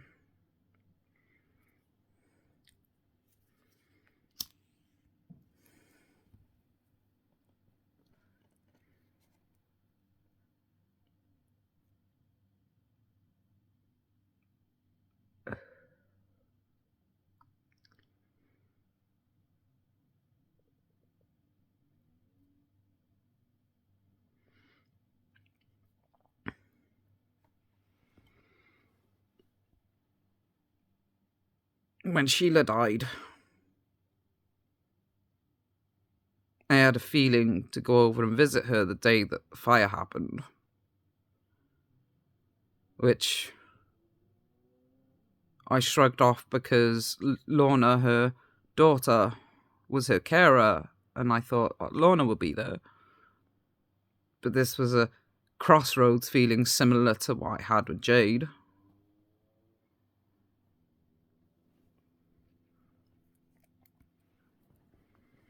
And I knew that was this can be stopped. This doesn't have to happen feeling.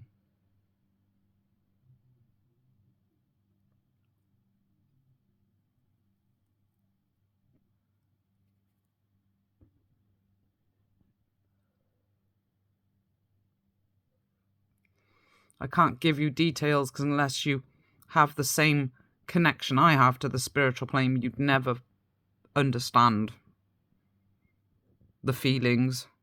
You have to pay attention to your own emotions and know what triggers your emotions to be able to understand what I'm talking about. And if you haven't spent any degree of time paying attention to what triggers you, you'll never be able to grasp these. So don't try. That's what a terrorist would do. Try to force. Don't. If you don't understand it, you're not ready to. You're not meant to.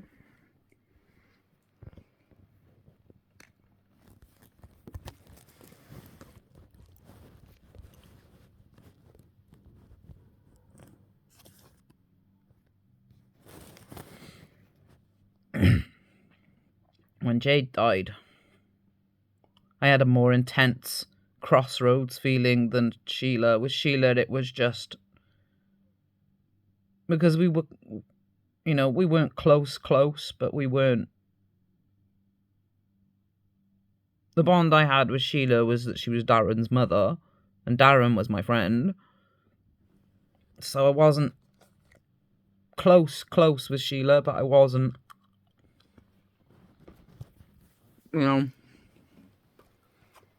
we weren't best mates, family type relationship, but we were friends.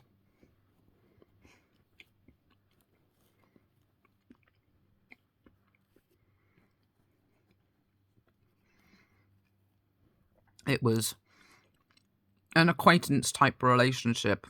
We weren't close enough to be family, but we weren't.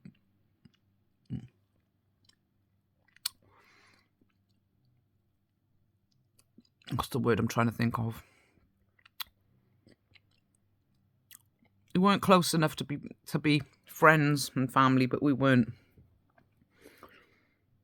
ignorant of each other enough to be just, someone you say, oh, hi, polite to on the street. Oh, hi, nice weather.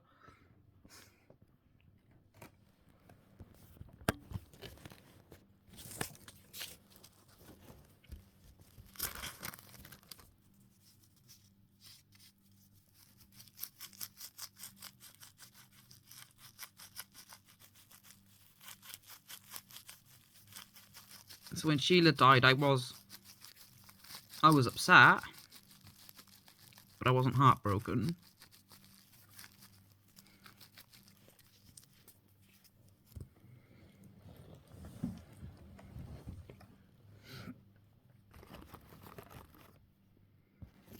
No, we weren't close enough for me to want to sink into a pit of fucking despair of grief, but we were close enough for me to be upset.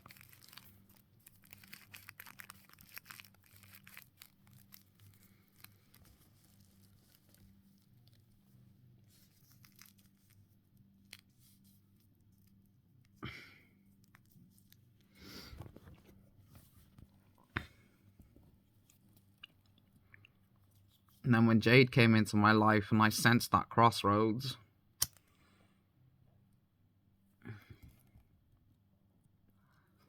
it was a more intense version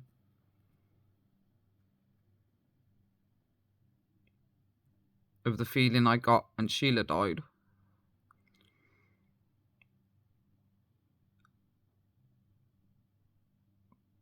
But having experienced what I did with Sheila, even though, like I said, it was a less intense version of Jade's crossroads feeling, I knew if I'd have listened to my heart at midday, the day that Sheila died, I'd have been over there when the fire started. And with what I was like when I'd be over there when Darren was in work, because I'd often be over Sheila's. I'd often be over there if I could sat in the living room with Sheila while Darren was in work, just sat there talking to her, keeping her company and watching TV with her. I knew if I'd have listened to my heart and gone over at midday that day, the fire wouldn't have started. Because I would have been sat in the living room with her and I would have woken her fucking up before the cigarette fucking fell on her fucking bed, which was supposed to fucking be fire resistant, I might add.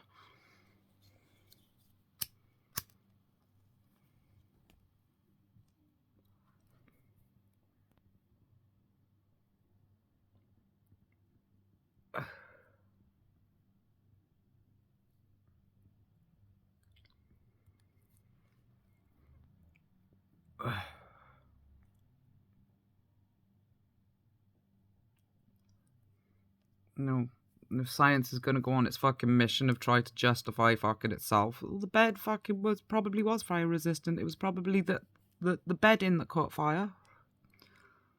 Then why do you fucking make fucking blankets and shit that aren't fire resistant for disabled people? Demanding that they stop fucking smoking is hardly gonna fucking stop fucking somebody that's already fucking, you know, been in fucking hospital to have one of their lungs removed, their breasts removed and fucking whatnot because of cancer. Which Sheila had both breasts removed and a lung and was bedridden. What's the point of giving up smoking now? Which is fucking true. That's why none of us tried to stop her from fucking smoking, because it was like, well, you are right. You've lost one of your fucking lungs and your fucking breasts. You know, there's no getting them fucking back. What's the point of giving up smoking fucking now? You may as well just see it through to the end, innit? So none of us tried to get her to give up smoking.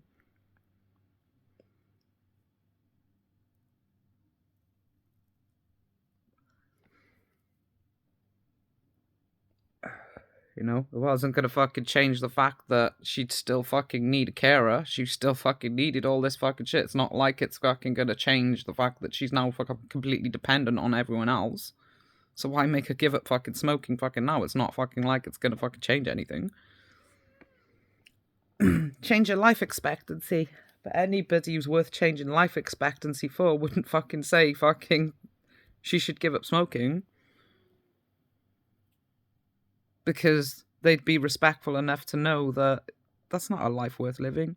Being bedridden and dependent on everyone. You know, they'd be fucking willing to accept that it's better to fucking, you know, be merciful. If she wants to fucking die, let her. That sounds heartbreaking fucking for some fucking people's fucking perspective, but it's not. Because when you're as strong-willed as Sheila was, as independent as Sheila was, to ask her to fucking, you know, be happy about being dependent on fucking people is not a nice thing. That's not respectful of her nature, of her beliefs, of the person she was. So we didn't try to stop her from smoking. It wasn't going to fucking change our relationship with her. How we treated her, or anything. Her leaving people prematurely. How could she be so selfish? How could you be so fucking selfish? It's her life. If she doesn't fucking want to fucking live fucking it, then that's up to her. It doesn't change the fact that she still impacted our lives. She still fucking, you know, meant something fucking to us. You know? And if we had fucking any fucking right to be in her life, we wouldn't stop her from doing what she wanted to do.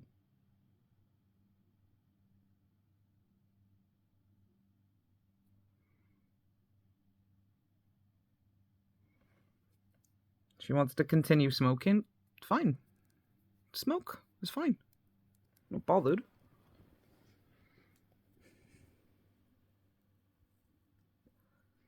It's not going to fucking change our relationship. It's not going to fucking change the fucking fact that we care.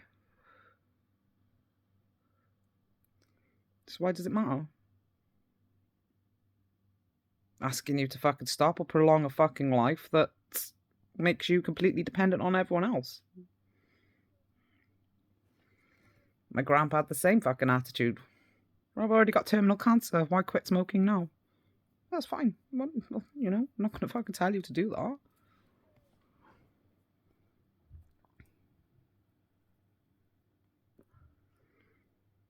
It's fair enough. See it through to the end.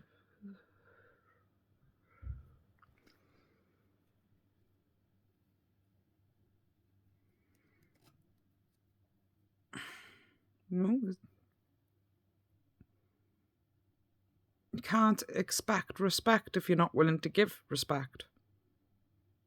And what you see is, but they could have had a future that you would live.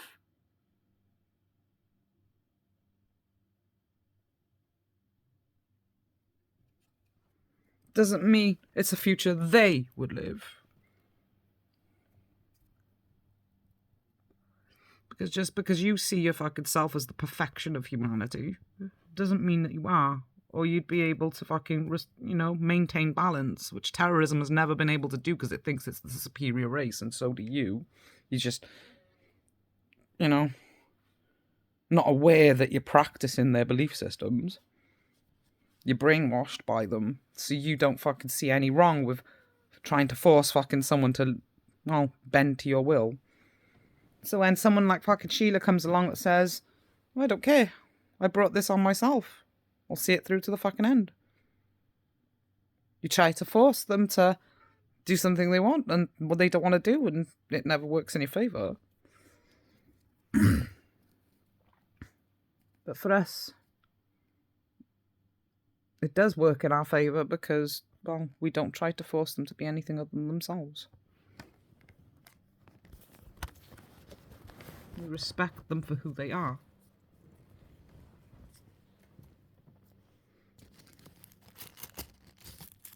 Sheila grew up in a fucking world where smoking wasn't looked fucking down on like it is today. She'd smoked her whole life.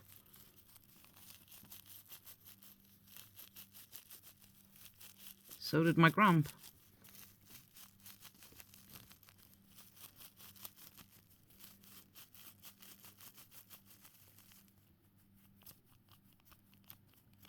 Sheila didn't die of cancer. She died because of the fire.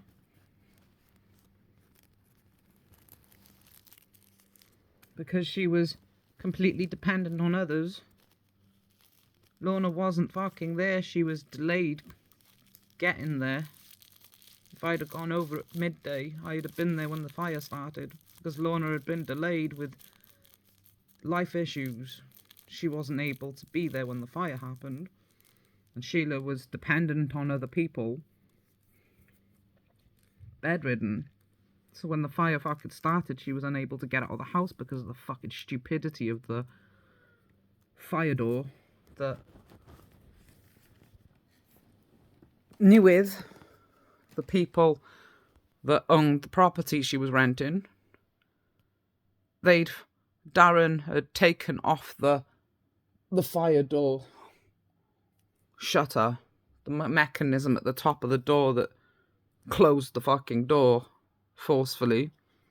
They'd taken that fucking off the entire time they were living there, but health and safety of Newydd demanded that if they didn't want to be evicted, they had to put it back on. Which ended up costing Sheila her life, because the door closed on her while she was trying to escape the fire and trapped her in the fucking door, and she didn't have the strength to get it off her to get out of the property, and ended up dying of smoke inhalation.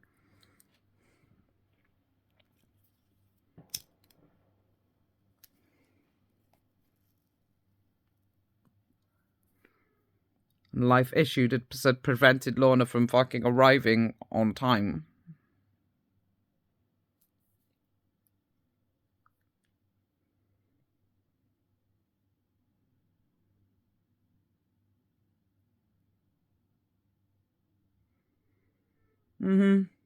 Terrorism's books will tell you, oh, think of all the good you can do for the fucking world if you were to be a prophet. How many people you could fucking save with your gifts.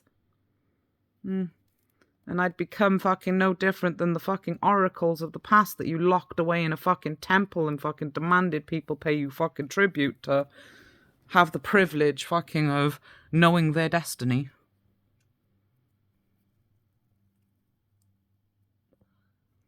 That's fucking why the spiritual fucking plane has never wanted me to be part of your existence. I make a fucking huge difference by just being there for people. I can't do that in a temple.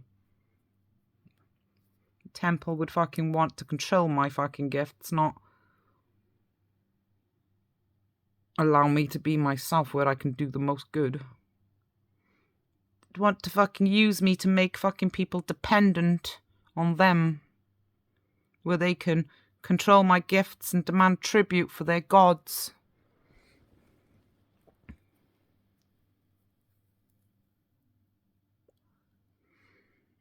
They do the same to you. That's why you're isolated, because you know that's what they're like.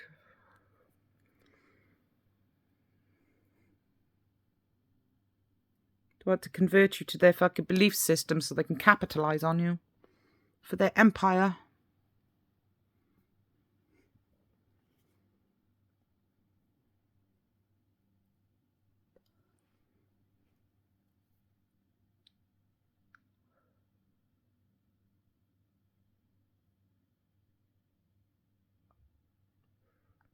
There's no fucking way they'd ever fucking allow a video like this to get up fucking loaded to YouTube without fucking the seal of Jesus put on it.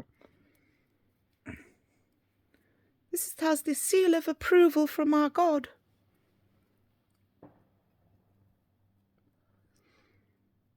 Life won't allow you to capitalize on me. That's why fucking nothing fucking that is ever truly blessed by the spiritual plane is ever part of your religion.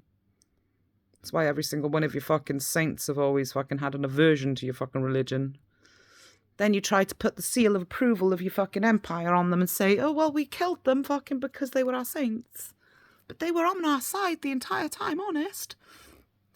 Saint Joan fought for women's fucking rights.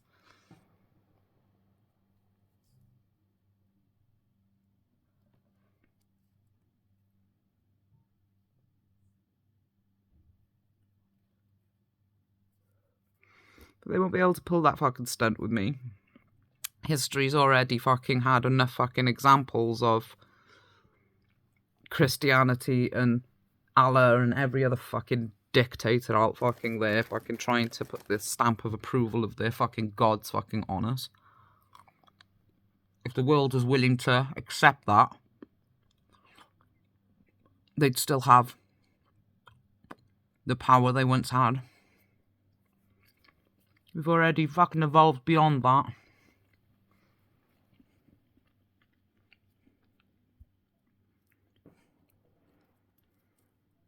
People aren't fooled by the stamp of approval of the fucking Roman Empire.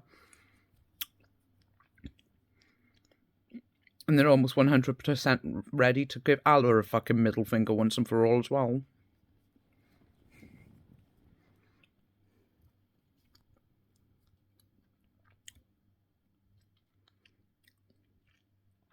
As well as the Jews. Hitler tried fucking the Jews during World War II, but people weren't ready to fucking tell them to completely to fuck off because they still saw them as victims. They don't fucking see them as victims fucking anymore for the most part. See them as no fucking different than every other terrorist organisation.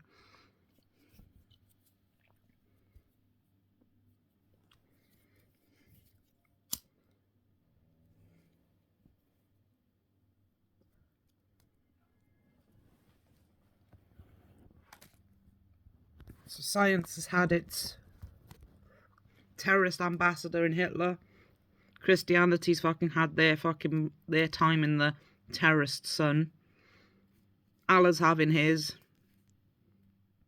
The Jews are, well, having theirs to a degree.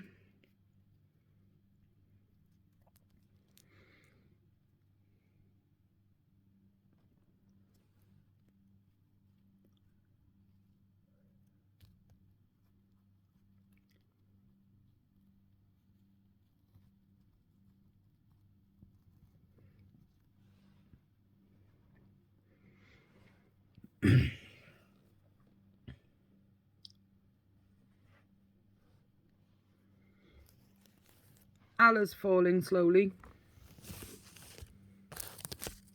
When the world's ready for World War III,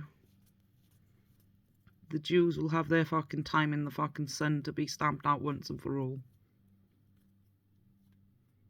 The world is coming to the fucking realization that Hitler was right to a degree when it came to the fucking Jews, that they weren't the victims they were claiming themselves to be. Just like every other terrorist organisation, they were fucking playing on guilt trips and everything else. Just like the fucking Christians, just like the fucking Muslims. The world is waking up to the fact that the Jews are no different from both of them. And when it kicks off, the Jews will be the fucking ones that will be the final terrorist organisation that needs to be faced. The last of the three emperors of heaven.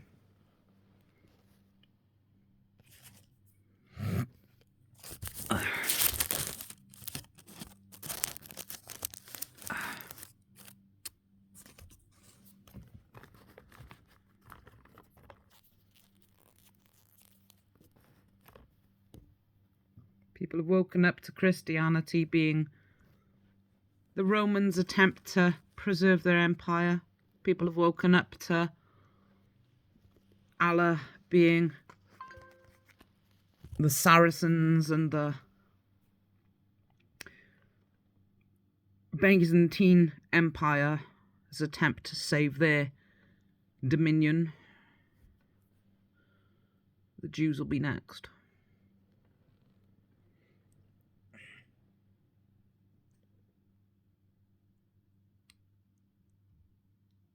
Odin and the fucking likes will make a play to restore their time in the fucking sun. But that won't work either.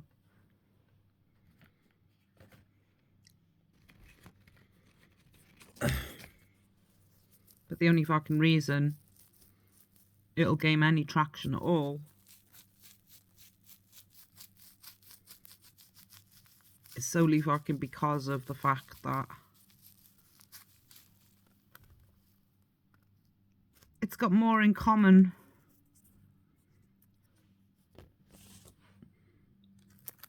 with everything that started this whole shenanigans than all the preachers of the fucking likes of the Bible. Because its practices have things that actually are connected to nature, and that's what will make it appealing to people that have come to their senses when it comes to the emperor religions. But as people slowly make fucking sense of Odin's fucking beliefs and all the pagan, ancient, supposed pagan beliefs, they'll fucking realise that, just like I did, heaven doesn't have a high king. Odin's nothing but a fucking guard dog of hell. And hell is gonna fucking cease to exist.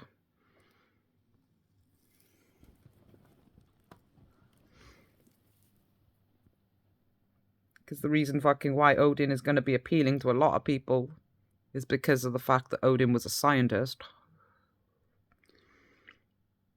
And knowing full fucking well that Christianity, Allah, and Jehovah are all full of shit gods that pretend that they're the gap, they're the destined to bridge the gap between science and religion, when in fact they are the gap between science and religion.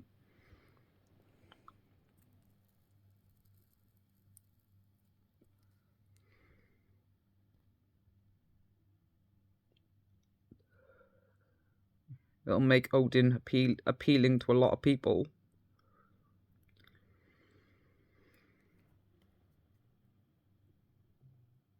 But Odin is just as much of a high king as the emperor religions.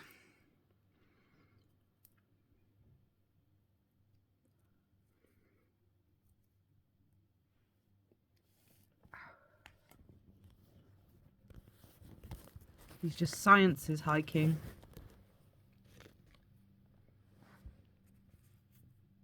And that's why the Norse religion is returning.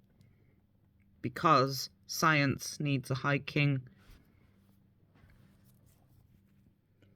In the high king battle for supremacy.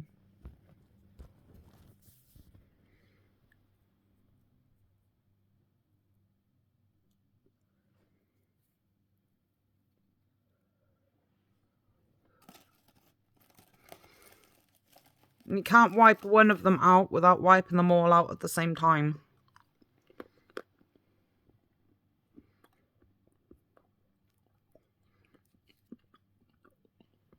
Every one of them has risen and fallen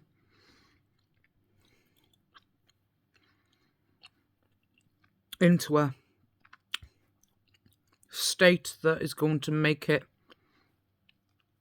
a lot easier for evolution to transition humanity away from terrorism.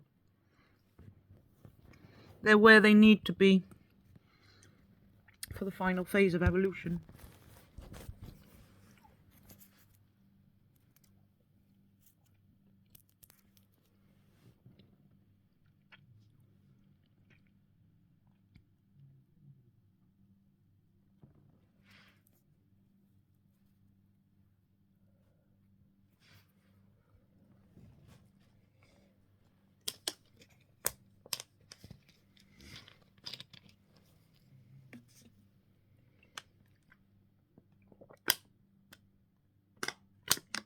And so are you.